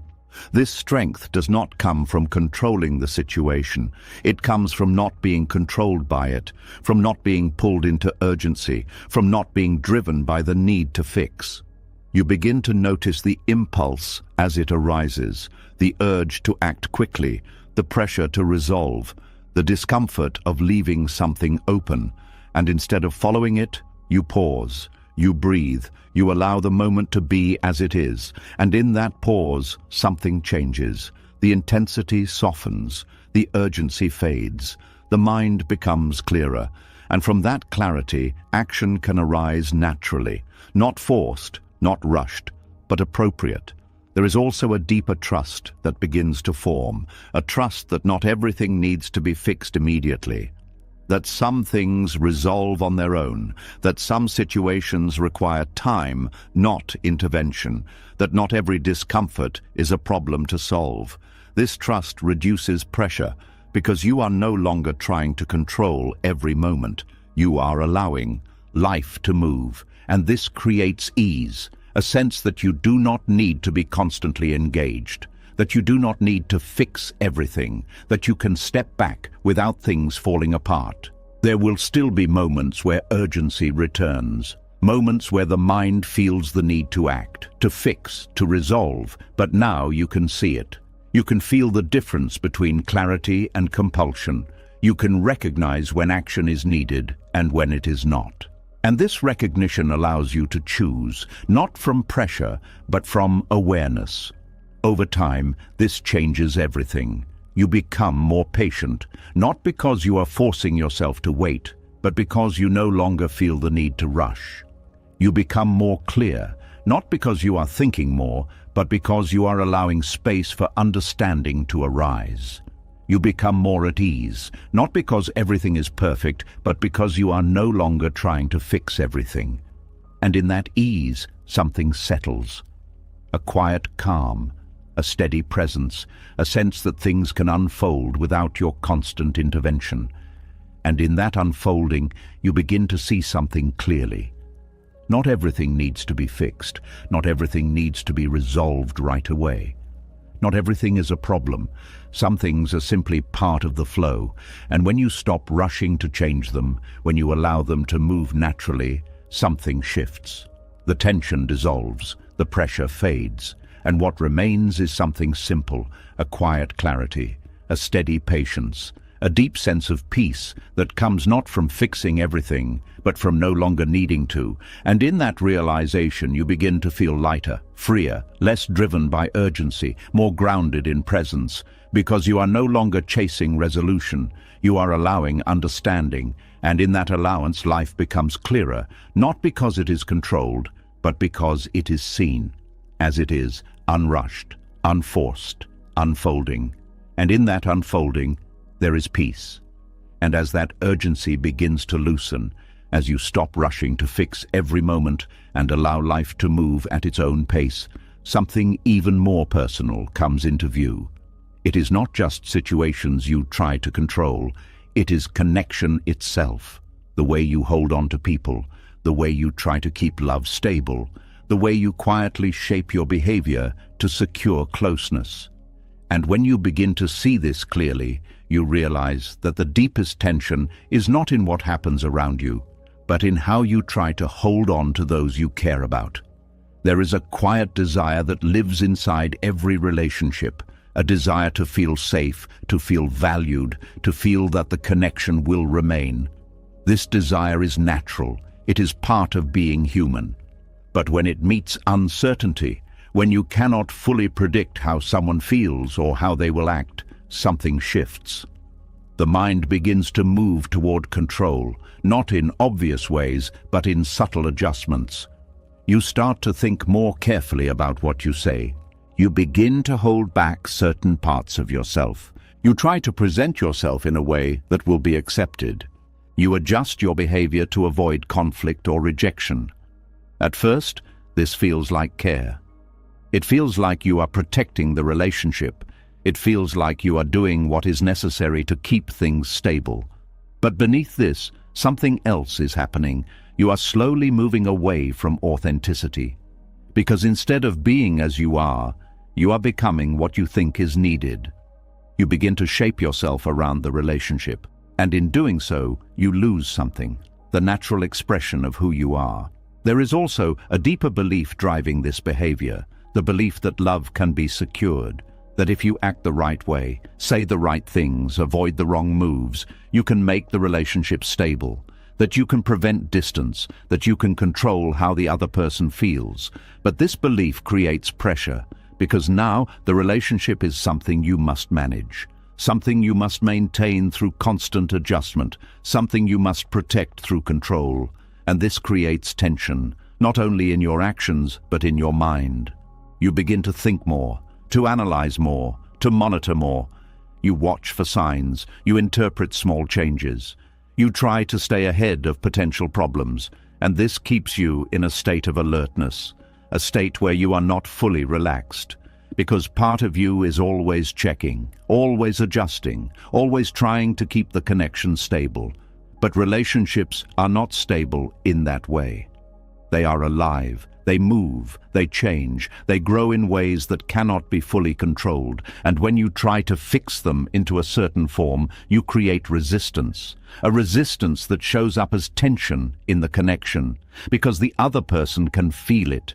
They can feel the subtle pressure, the unspoken expectations, the need for things to be a certain way, and this affects the dynamic. Because instead of two people meeting naturally, there is a layer of control, a layer that tries to guide, to shape, to secure. And this layer creates distance, even if everything looks fine on the surface. There is also something else that happens when you try to control love. You begin to lose trust, not trust in the other person, but trust in the connection itself. You start to feel that if you do not manage things, they might fall apart. That if you relax, something might go wrong. That if you stop adjusting, the relationship might change. And this creates a constant effort, a feeling that you must stay involved at all times, that you cannot fully let go, that you must keep things under control. But this effort is exhausting, because it is based on something that cannot be secured. Love is not something you can control. It is something that exists freely. It arises, it grows, it changes. And when you try to hold it too tightly, you restrict it. You limit its natural movement. You turn it into something fragile, because it now depends on control to survive. There is a moment where this becomes clear, a moment where you realize that all the effort you have put into managing the relationship has not brought ease. That despite trying to do everything right, there is still tension, still uncertainty, still a sense that something is not fully settled. And in that moment, something opens, because you begin to see that control is not creating security, it is creating pressure. And pressure does not sustain connection, it weakens it. This realization brings a shift. You begin to question the need to control. You begin to ask, what if the relationship does not need to be managed in this way? What if it can exist without constant adjustment? What if it can unfold naturally? And this question creates space. Space for authenticity. Space for honesty. Space for presence. You begin to allow yourself to be as you are. Not as you think you should be, not as you believe is required, but as you are in this moment.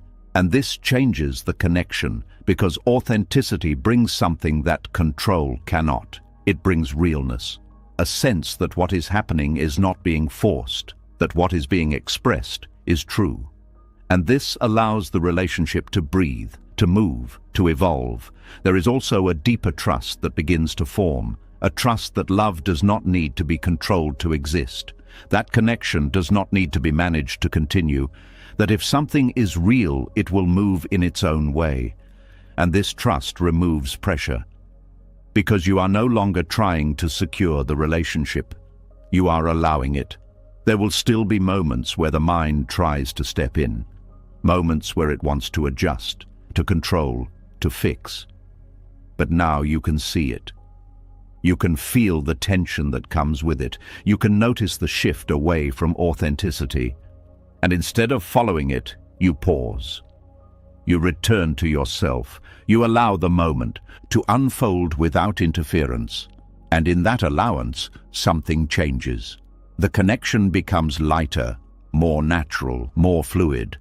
Because it is no longer being shaped by control, it is being experienced as it is. There is also a freedom that comes with this, a freedom from needing the relationship to be a certain way, a freedom from constantly managing how you are seen, a freedom from the fear that things must be controlled to last. This freedom allows you to engage fully, to be present, to express without holding back, without adjusting, without controlling. And in that presence, something deeper emerges, a connection that is not built on effort, but on openness. A connection that does not need to be secured, but simply experienced. And this changes how you feel, because you are no longer carrying the weight of maintaining everything. You are allowing the relationship to move, to grow, to change, as it naturally does. There is also a clarity that begins to form. You begin to see that control was never creating safety. It was creating distance, distance from yourself, distance from the other person, distance from the real experience of connection. And when that control drops, that distance fades. You come closer, not through effort, but through presence, through authenticity, through allowing. And in that closeness, there is something real, something that cannot be forced, something that cannot be controlled, something that can only exist when you stop trying to shape it. And that is where peace enters the relationship. Not as a result of control, but as a result of letting go. Letting go of the need to secure, letting go of the need to manage, letting go of the need to make things a certain way, and allowing what is real to be enough. And in that allowance, you begin to feel something different, a sense of ease, a sense of trust, a sense that you can be fully yourself without needing to control how things unfold. Because you see clearly now, love does not need control to exist. It needs space, it needs honesty, it needs presence. And when you give it that, it moves freely, naturally, without force, without pressure, without fear. And in that freedom, there is peace. Not because everything is certain, but because nothing is being held too tightly. And in that lightness, you finally experience connection as it is meant to be. Uncontrolled, authentic, alive, and deeply at peace. And as that grip on relationships begins to soften, as you stop trying to control connection and allow it to move naturally, another pattern quietly reveals itself. It is not only about people or outcomes anymore, it is about what the mind does when it does not feel certain. A habit so quick, so automatic, that you rarely notice it happening. The way the mind jumps ahead, not just to the future, but to the worst version of it.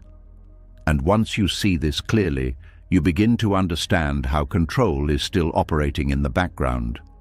There is a sudden shift that happens inside the mind when something feels unclear. A pause, a gap, a moment where you do not know what will happen next. And instead of staying with that openness, the mind moves quickly. It fills the space. It creates a scenario. But not just any scenario. It goes to what could go wrong. Not in a dramatic way at first, but in small, subtle ways. A thought appears that something might not work out. Then another thought follows, adding detail. Then another, building a sequence. And before you notice, the mind has created a full picture of a future that has not happened. A conversation turns into conflict. A delay turns into rejection. A small mistake turns into failure. And all of this happens within seconds. It feels real. Not because it is happening, but because the mind has filled it with detail. This is the mind creating worst-case scenarios. It believes it is protecting you. It believes that by imagining what could go wrong, it can prepare you, that it can help you avoid pain, that it can keep you safe. But what it is actually doing is something very different. It is creating tension. Because the body does not always distinguish between what is real and what is imagined. When the mind creates a negative scenario, the body responds. You feel it, a tightening in the chest, a subtle unease, a shift in your breathing, and suddenly you are reacting to something that is not happening. This is where control hides. The mind tries to anticipate problems so it can neutralize them before they occur. It tries to stay ahead of life, to predict what might go wrong and prepare for it. But this preparation never ends. Because once one scenario is imagined, another follows, and another, and another. There is no final point where the mind says this is enough, because the future is open. And openness allows endless possibilities. So the mind keeps searching, it keeps scanning, it keeps building, and this creates a loop, a constant movement between imagining and reacting. You begin to feel like something is wrong, even when nothing is happening. You begin to feel uneasy, even in calm moments. You begin to live as if you are always on the edge of something going wrong. This is not reality. This is projection. But projection feels real when it is repeated enough. There is also a deeper reason why the mind does this. It is trying to create certainty. It believes that if it can identify all possible threats, it can avoid them, that if it can think through every negative outcome, it will be prepared. But this belief is flawed, because thinking about something does not give you control over it. It only gives you the illusion of control. You feel like you are doing something, you feel like you are preparing, but in reality, you are just thinking. And thinking does not change what will happen. It only changes how you feel in the present. And when the thinking is focused on negative possibilities, it creates a constant sense of danger, even when you are safe. There is a moment where this becomes clear, a moment where you notice that the scenarios you feared did not happen, that the things you imagined were not real, that the tension you felt was based on something that never existed. And in that moment, something shifts, because you begin to see that the mind is not predicting the future. It is creating stories. Stories that feel real but are not. Stories that influence your emotions but are not based on actual events. And this realization creates space. Space between you and the thought. You begin to notice when the mind starts building a scenario. You begin to see the pattern, the way it moves quickly from uncertainty to assumption, from assumption to conclusion, from conclusion to emotional reaction, and instead of following it, you pause. You recognize that this is not reality. It is imagination. And this recognition weakens the pattern, because you are no longer fully identified with the thought. You are observing it. And observation creates distance. There is also a shift in how you relate to uncertainty. Instead of trying to fill it with imagined outcomes, you allow it to remain open. You do not rush to create a story. You do not jump to conclusions. You stay with what is actually happening. And this changes your experience, because you are no longer reacting to imagined threats. You are responding to real situations. And this brings calm, a sense of stability, a feeling that you are grounded in what is real, not what is imagined. There will still be moments where the mind tries to create scenarios, moments where it pulls you into possible futures. But now you can see it. You can feel the shift. You can notice when you are moving away from the present. And instead of continuing, you return.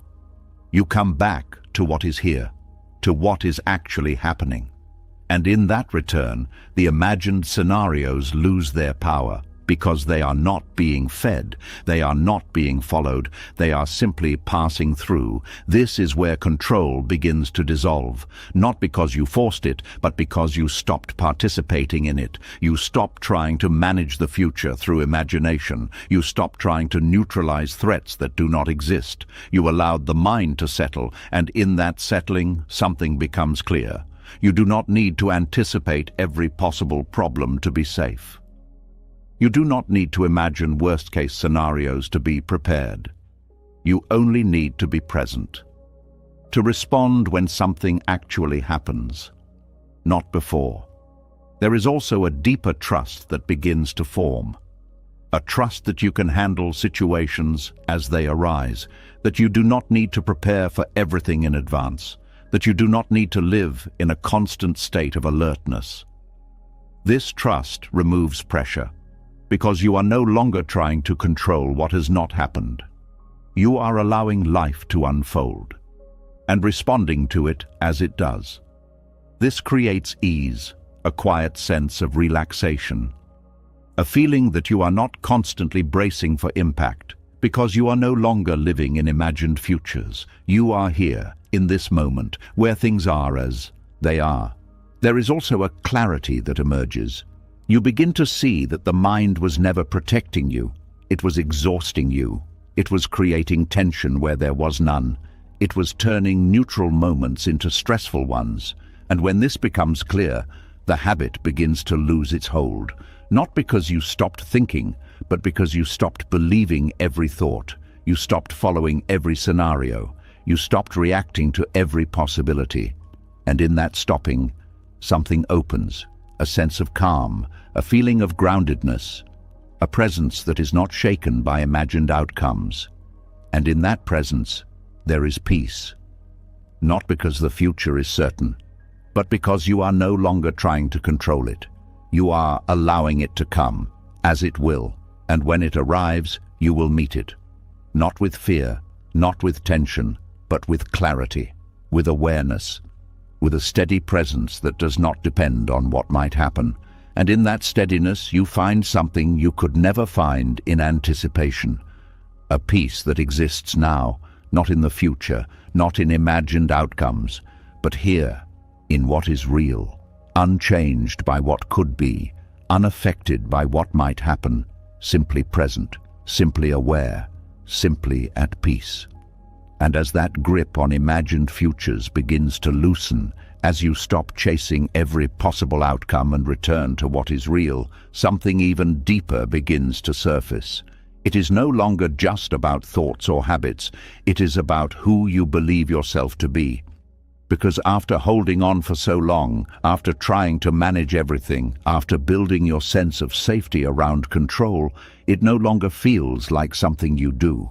It feels like something you are. There is a quiet identity that forms over time. It does not appear all at once, but slowly, through repetition, through the constant need to stay ahead, to manage, to keep things together. You begin to see yourself as the one who handles things, the one who stays in control, the one who does not let life slip out of place.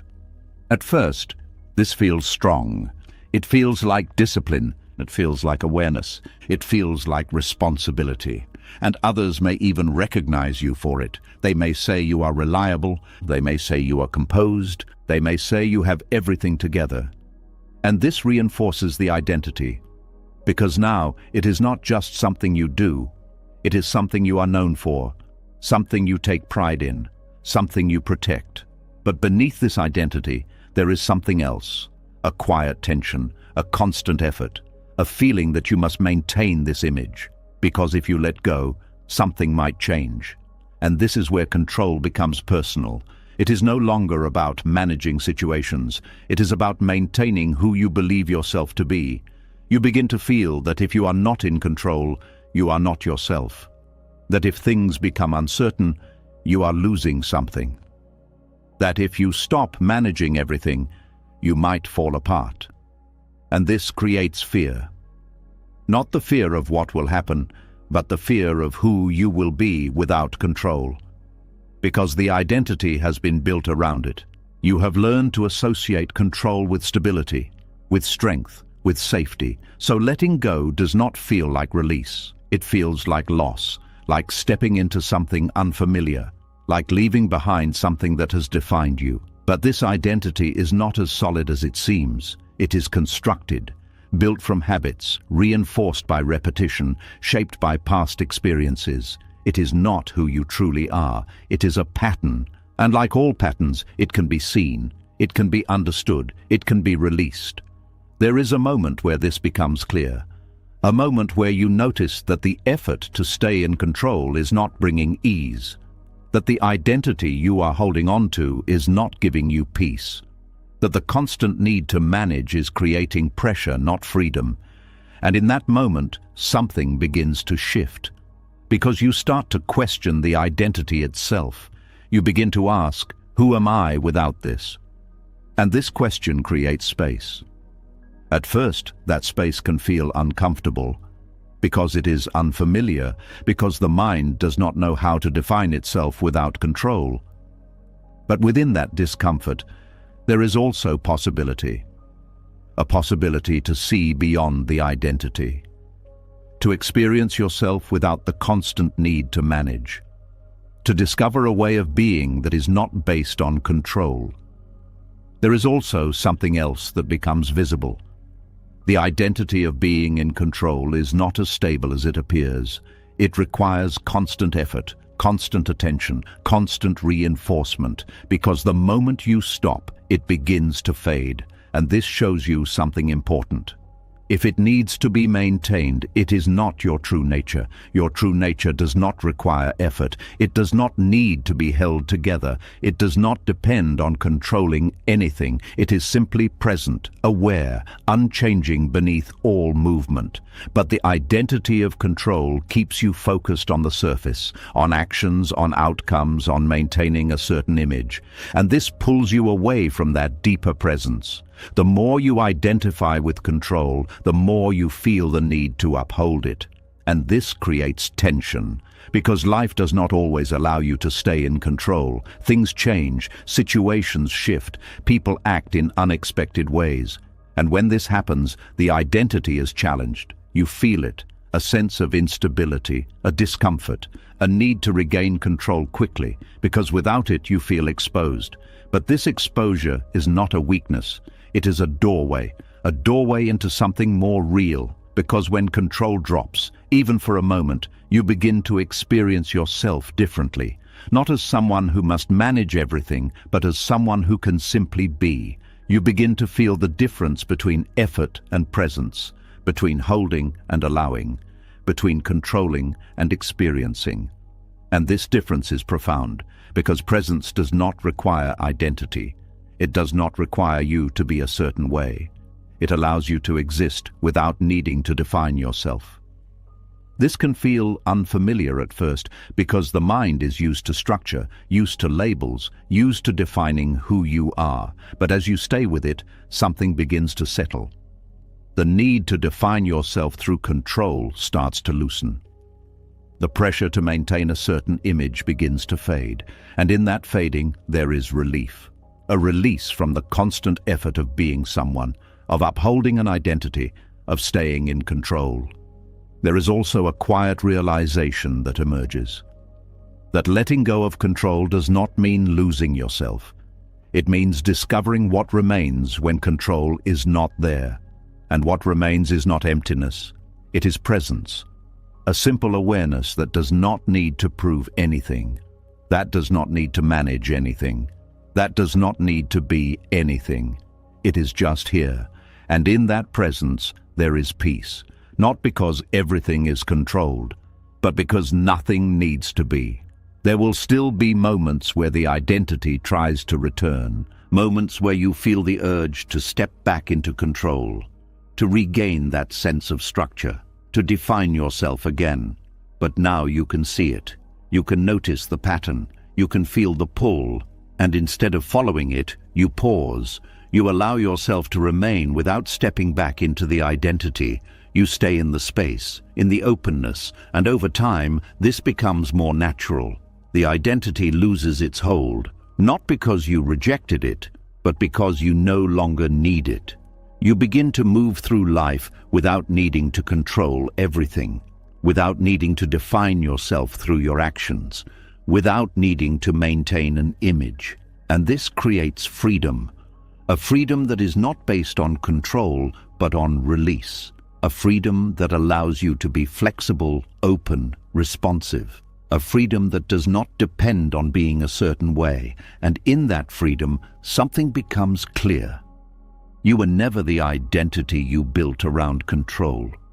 You were the awareness beneath it, the presence that observed it, the stillness that remained even when everything was moving.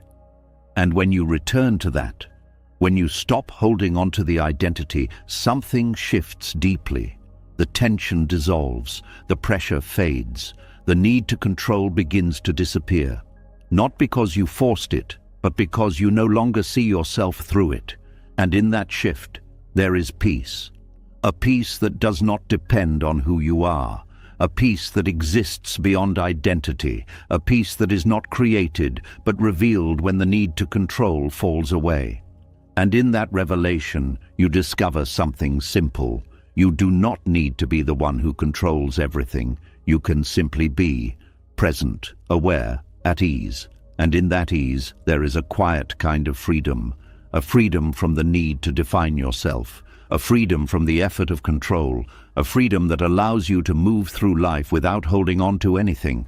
And in that movement, you find something deeper than identity. You find peace, and as that identity begins to loosen, as you stop defining yourself through control and start resting more in simple awareness, something even more subtle begins to reveal itself. It is not as obvious as planning or overthinking, and it does not look like control at first. It feels softer, almost harmless. It feels like connection, like checking, like wanting to be sure.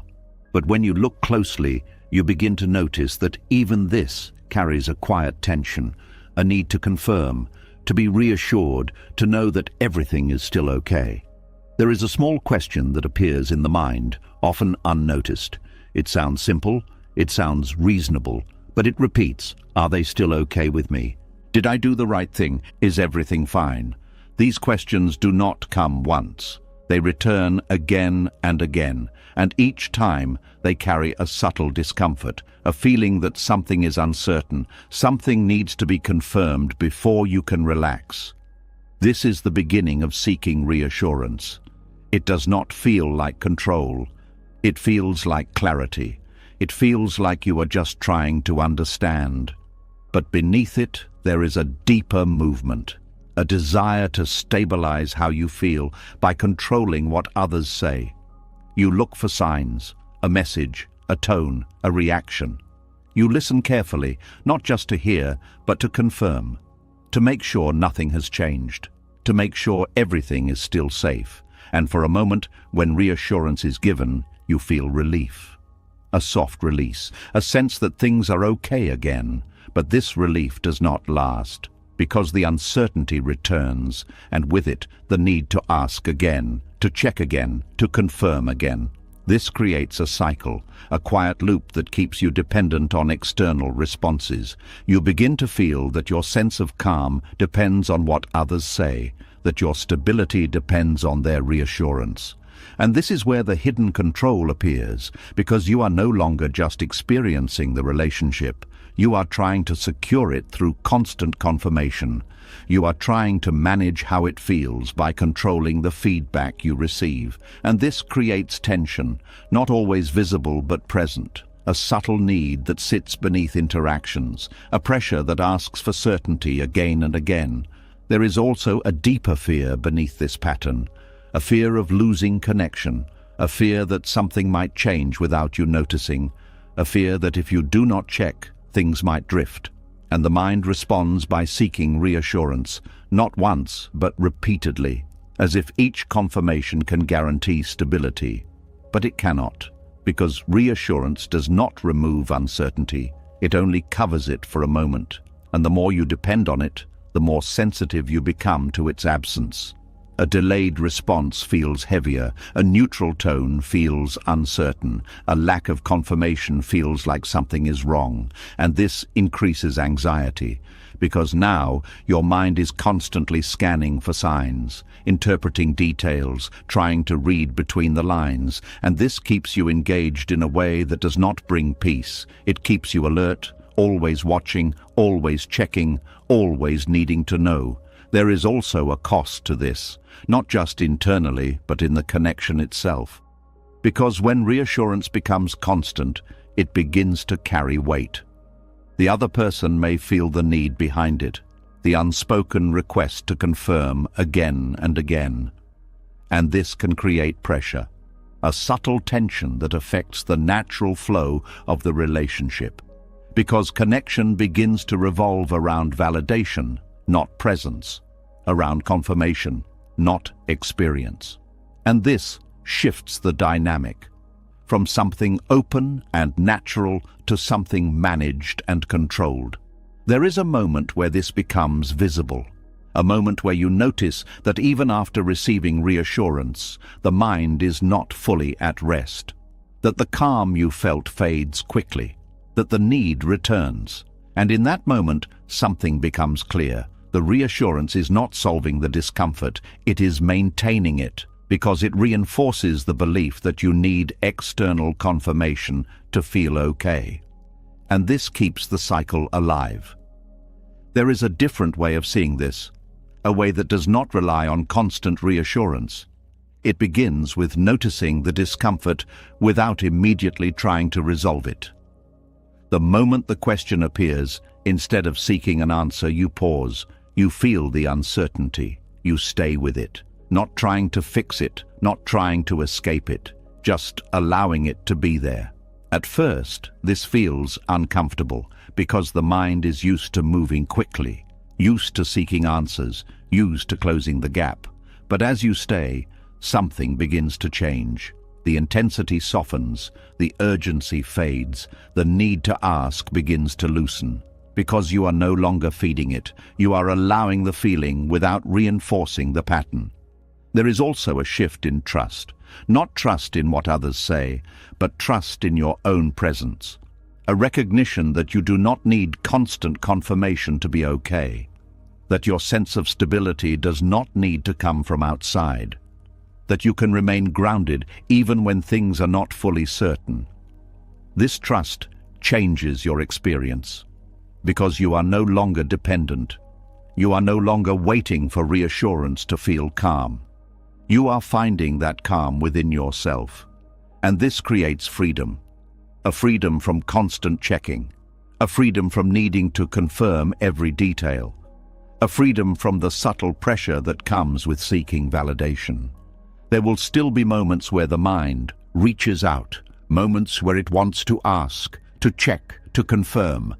But now you can see it, you can feel the movement, you can recognize the pattern, and instead of following it, you pause.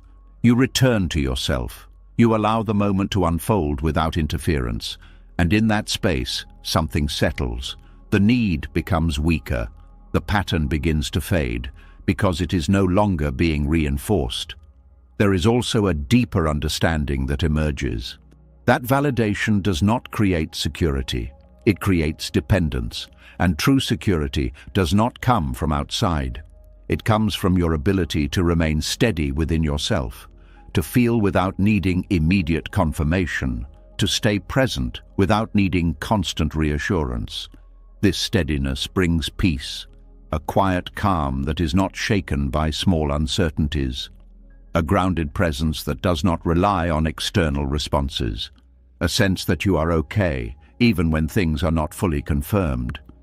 And in that sense, something shifts. You begin to relate differently. You listen without needing to interpret. You speak without needing to be validated. You connect without needing to secure the outcome. And this creates a different kind of connection, one that is lighter, more natural, more real, because it is not built on control, it is built on presence. There is also a quiet relief that comes with this, a release from the constant need to check, a release from the subtle anxiety of waiting for confirmation, a release from the pattern that kept you tied to external validation. And in that release, something opens, a sense of ease, a feeling that you can simply be, without needing to know everything, without needing to confirm everything, without needing to control how things are perceived. And this ease brings peace, not because everything is certain, but because you are no longer trying to make it so. You are allowing the uncertainty to exist, without turning it into a problem, without needing to resolve it immediately. And in that allowing, you discover something simple. You do not need constant reassurance to be okay. You do not need validation to feel stable. You do not need to control how others respond to feel secure. You only need to return to yourself, to your presence, to the awareness that is not shaken by temporary uncertainty. And when you do, something becomes clear. The peace you were seeking through reassurance was always within you. It was only hidden by the need to confirm. And when that need falls away, what remains is quiet, steady, unmoved. A presence that does not depend on anything outside. And in that presence, there is freedom. A freedom from subtle control. A freedom from constant seeking. A freedom that allows you to experience life as it is, without needing to secure it, without needing to hold it together, simply allowing, simply being. And in that being, you find peace. And as that need for reassurance begins to fade, as you stop depending on others to stabilize how you feel, something deeper comes into focus. It is not only the need to control what others say or how they respond, it is the way you relate to what is happening inside you. Because even when there is no one else involved, the mind continues the same pattern. It tries to manage, to adjust, to control what it feels. And when you begin to see this clearly, you realize that some of the strongest control is not directed outward, but inward. There is a moment when a feeling arises, and it is not comfortable. It does not feel right. It does not feel welcome. It could be sadness, anxiety, irritation, or something more subtle that you cannot easily name. The moment it appears, the mind reacts. It does not stay with it. It tries to change it. It begins to think about why it is there. It tries to fix it. It looks for ways to make it go away. This reaction feels automatic, almost immediate, as if the feeling itself is a problem, as if it should not be there. This is the inability to sit with unresolved emotions. Not because you lack strength, but because the mind has learned to avoid discomfort. It has learned that feelings must be managed, that they must be controlled, that they must be resolved as quickly as possible. But emotions do not work this way. They are not problems to solve. They are experiences that move. They rise, they stay for a while, and they pass. But when you interfere, when you try to control them, you interrupt this movement. You hold them in place, you keep them active. And this creates suffering. There is a subtle difference between feeling and controlling. When you feel, you allow the experience to be there. You do not add to it. You do not resist it. You do not try to change it. You simply let it move through you. But when you control, you engage with it. You think about it. You analyze it. You judge it. You try to remove it. And in doing so, you give it more energy. You keep it alive. There is also a deeper belief behind this pattern, the belief that certain emotions are not acceptable. That feeling anxious means something is wrong. That feeling sad means something needs to be fixed. That feeling uncomfortable means something must be changed. And this belief creates resistance, because now, every time a feeling arises, the mind reacts as if it is a threat, as if it needs to be handled, as if it cannot be allowed to exist on its own. This is where control becomes internal. You are no longer trying to control situations. You are trying to control your own experience, trying to shape how you feel, trying to maintain a certain emotional state. But this effort is exhausting, because emotions are not fixed. They change, they shift, they move in ways you cannot fully predict. And when you try to hold them in place or push them away, you create tension. There is a moment where this becomes visible, a moment where you notice that the more you try to get rid of a feeling, the stronger it becomes, that the more you think about it, the more present it feels, that the more you resist it, the longer it stays. And in that moment, something opens, because you begin to see that the problem is not the emotion itself. It is the resistance to it, the effort to control it, the need to make it go away. This realization creates space, space to try something different. Instead of reacting, you pause. You allow the feeling to be there, not as something you like, but as something you are not trying to change. You feel it in the body, without adding a story, without trying to understand it fully, without trying to fix it. At first, this feels unfamiliar. The mind wants to step in. It wants to explain, to analyze, to move away. But you stay. You remain present. And something begins to shift. The intensity of the feeling changes, not because you did something to it, but because you stopped interfering. You allowed it to move. And this movement is natural, because emotions are not permanent. They do not stay forever. They only appear to stay when they are being held in place, when they are being fed with attention, with resistance, with control. When you stop feeding them, they change, they soften, they pass. There is also a deeper understanding that begins to form, that you do not need to control your emotions to be okay, that you can experience discomfort without being overwhelmed by it, that you can feel without needing to fix. This understanding creates freedom, because you are no longer afraid of what you feel. You are no longer trying to avoid certain emotions. You are allowing the full range of experience. And this creates stability. Not the stability of always feeling good, but the stability of being able to remain present regardless of how you feel.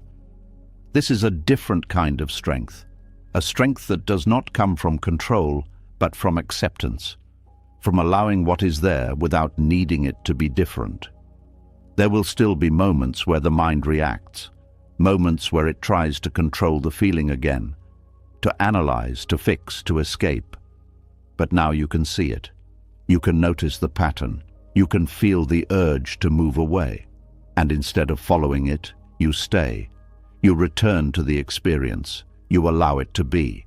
And in that allowing, the pattern begins to weaken, because it is no longer being reinforced.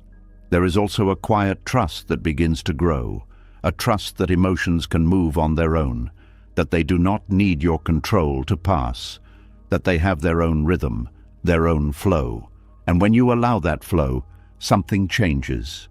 The relationship with your inner world becomes softer, less tense, less reactive.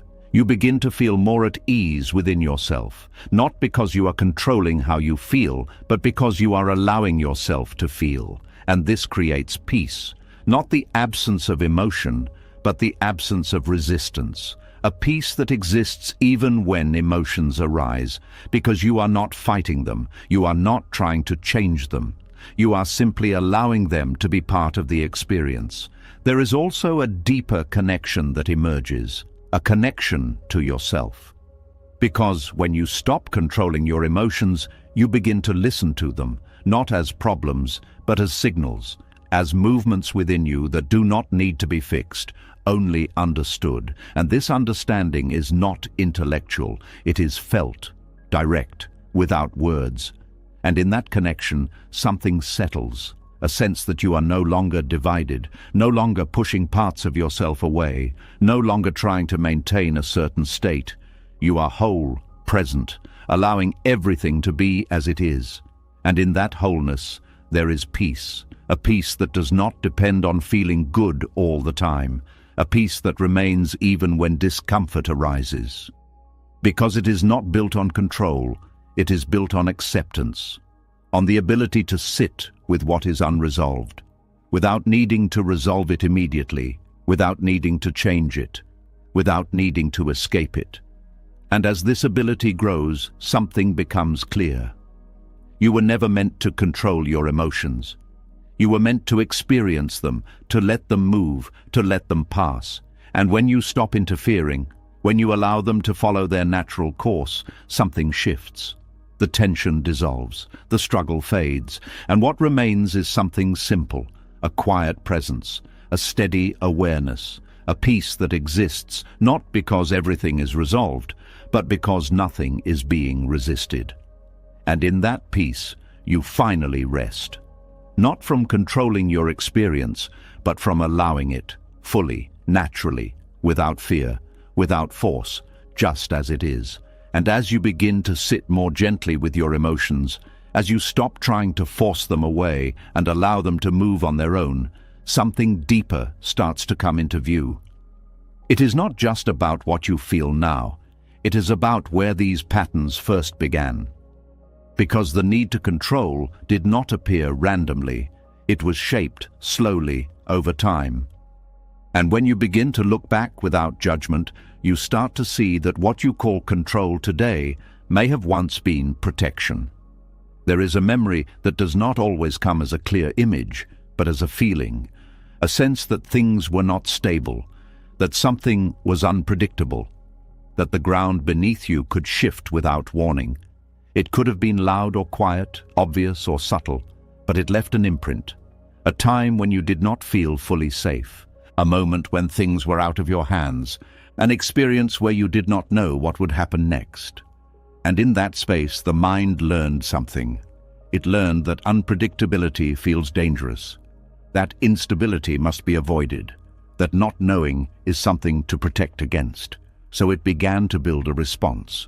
Control, not as a weakness, but as a way to cope, a way to create structure where there was none, a way to feel safe in an environment that did not always offer it.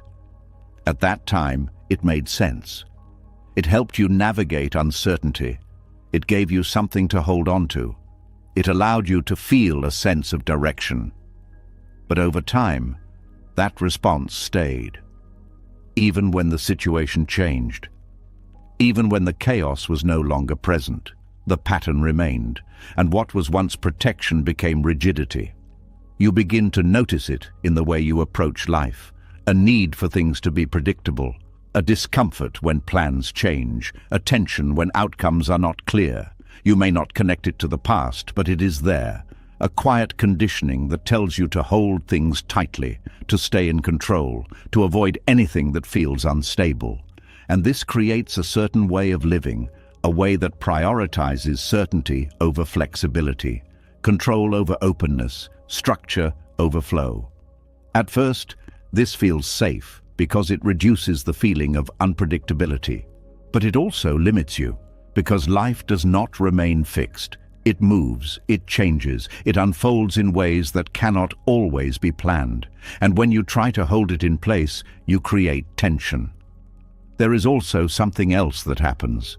The past begins to shape how you see the present. Even when nothing is wrong, the mind stays alert. It looks for signs. It anticipates change. It prepares for instability. Not because it is happening, but because it once did. And this creates a constant background pressure, a feeling that things must be managed carefully, that you cannot fully relax, that you must stay in control to remain safe. But this safety is based on an old response, a response that no longer fits the present moment. There is a moment where this becomes clear, a moment where you notice that your reaction is stronger than the situation, that the need to control is not coming from what is happening now, but from something deeper. And in that moment, something begins to shift, because you start to see the connection. You begin to understand that your patterns were not random. They were learned. They were shaped by experience. And this understanding brings compassion, not judgment. You begin to see that the part of you that wants control is not trying to harm you. It is trying to protect you. It is responding in the only way it knows, based on what it learned. And this changes your relationship with it, because instead of fighting the need for control, you begin to understand it. You begin to see where it comes from. You begin to feel the underlying fear, not as something to eliminate, but as something to acknowledge. And this acknowledgement creates space. Space for something new to emerge. Because once you see that the pattern is based on the past, you can begin to question whether it is still needed. You can ask yourself, is this response serving me now? And often, the answer is no. Not because control is always wrong, but because the level of control you are using is based on a different context. A context that is no longer here. This realization allows something to soften. The rigidity begins to loosen. The need to hold everything tightly begins to ease, because you are no longer reacting to the present as if it were the past. You are seeing it clearly, as it is. And this clarity brings flexibility. You begin to allow things to change without immediately reacting. You begin to move with situations instead of trying to fix them in place. You begin to trust that not everything needs to be controlled to remain stable. There is also a deeper shift that happens. You start to feel safe in a different way. Not through control, but through presence. Not through rigidity, but through awareness. You begin to realize that safety does not come from preventing change. It comes from your ability to meet change as it happens, to remain grounded even when things move, to stay present even when outcomes are not certain. This kind of safety is not fragile. It does not depend on things staying the same. It exists within you. And as this understanding deepens, something begins to settle. The old patterns lose their intensity, not because you force them away, but because you no longer rely on them in the same way.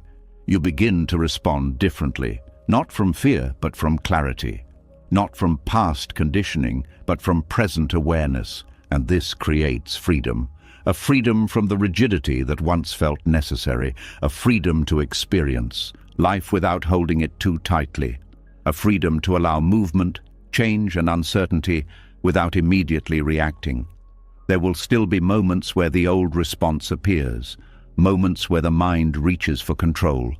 But now you can see it. You can recognize it as a learned pattern. You can feel the urge without being driven by it. And instead of tightening, you soften. You allow the moment to unfold. You stay present. And in that presence, the pattern begins to lose its power. Because it is no longer being reinforced. It is being seen. And seeing brings change. There is also a quiet healing that takes place. Not by revisiting the past in a heavy way, but by releasing its hold on the present. By allowing yourself to respond differently now. By giving yourself the space that may not have been there before. And this healing is gentle. It does not require force. It does not require fixing everything. It simply requires awareness. A willingness to see what is happening, to understand where it comes from, and to allow something new to emerge. As this continues, you begin to feel lighter, less rigid, less tense, more open, because you are no longer carrying the need to control everything. You are allowing life to move as it does, naturally. And in that movement, something becomes clear. You were never meant to stay in control at all times. You were only trying to feel safe. And now you are learning that safety does not require control. It requires presence. It requires trust. It requires the ability to be here without holding on to the past. And in that realization, something shifts deeply. The need to control begins to fade. The rigidity dissolves. And what remains is something simple, a quiet flexibility, a steady awareness, a peace that is not built on holding things together, but on allowing them to be. And in that peace, you finally rest. Not because everything is certain, but because you no longer need it to be. You are here, present, unburdened, and free. You spent so much of your life trying to hold everything together, trying to predict control, fix, and understand every piece of your experience, believing that peace would finally come when everything made sense, when nothing was left uncertain, when nothing could go wrong. But now you see it clearly. The more you tried to control life, the further peace moved away from you. You saw how control disguised itself as protection, how it hid inside overthinking, inside relationships, inside your identity, inside your emotions, and even inside your past. You saw how it created tension where there was none, how it turned uncertainty into fear, how it made you carry what was never yours and chase answers that never brought relief. And now something has shifted. You are no longer trying to force life into a shape you can manage. You are no longer trying to control every outcome, every feeling, every reaction. You are allowing things to move as they are. You are trusting what unfolds. You are staying present even when things are unclear. And in that presence, you found something deeper than control. You found peace. Not the kind that depends on certainty, Not the kind that waits for everything to be perfect, but the kind that exists right here when you stop interfering, when you stop resisting, when you stop trying to hold everything together. So, if you made it this far, type "I release control" in the comments, not for me but for you, as a quiet decision, as a reminder that you are choosing peace over pressure presence, over prediction, and trust over fear. And if this spoke to you, if something inside you shifted even slightly, then subscribe and turn on notifications, because this is just the beginning. There is more clarity, more freedom, more peace waiting for you. Stay present, stay aware, and I will see you in the next one.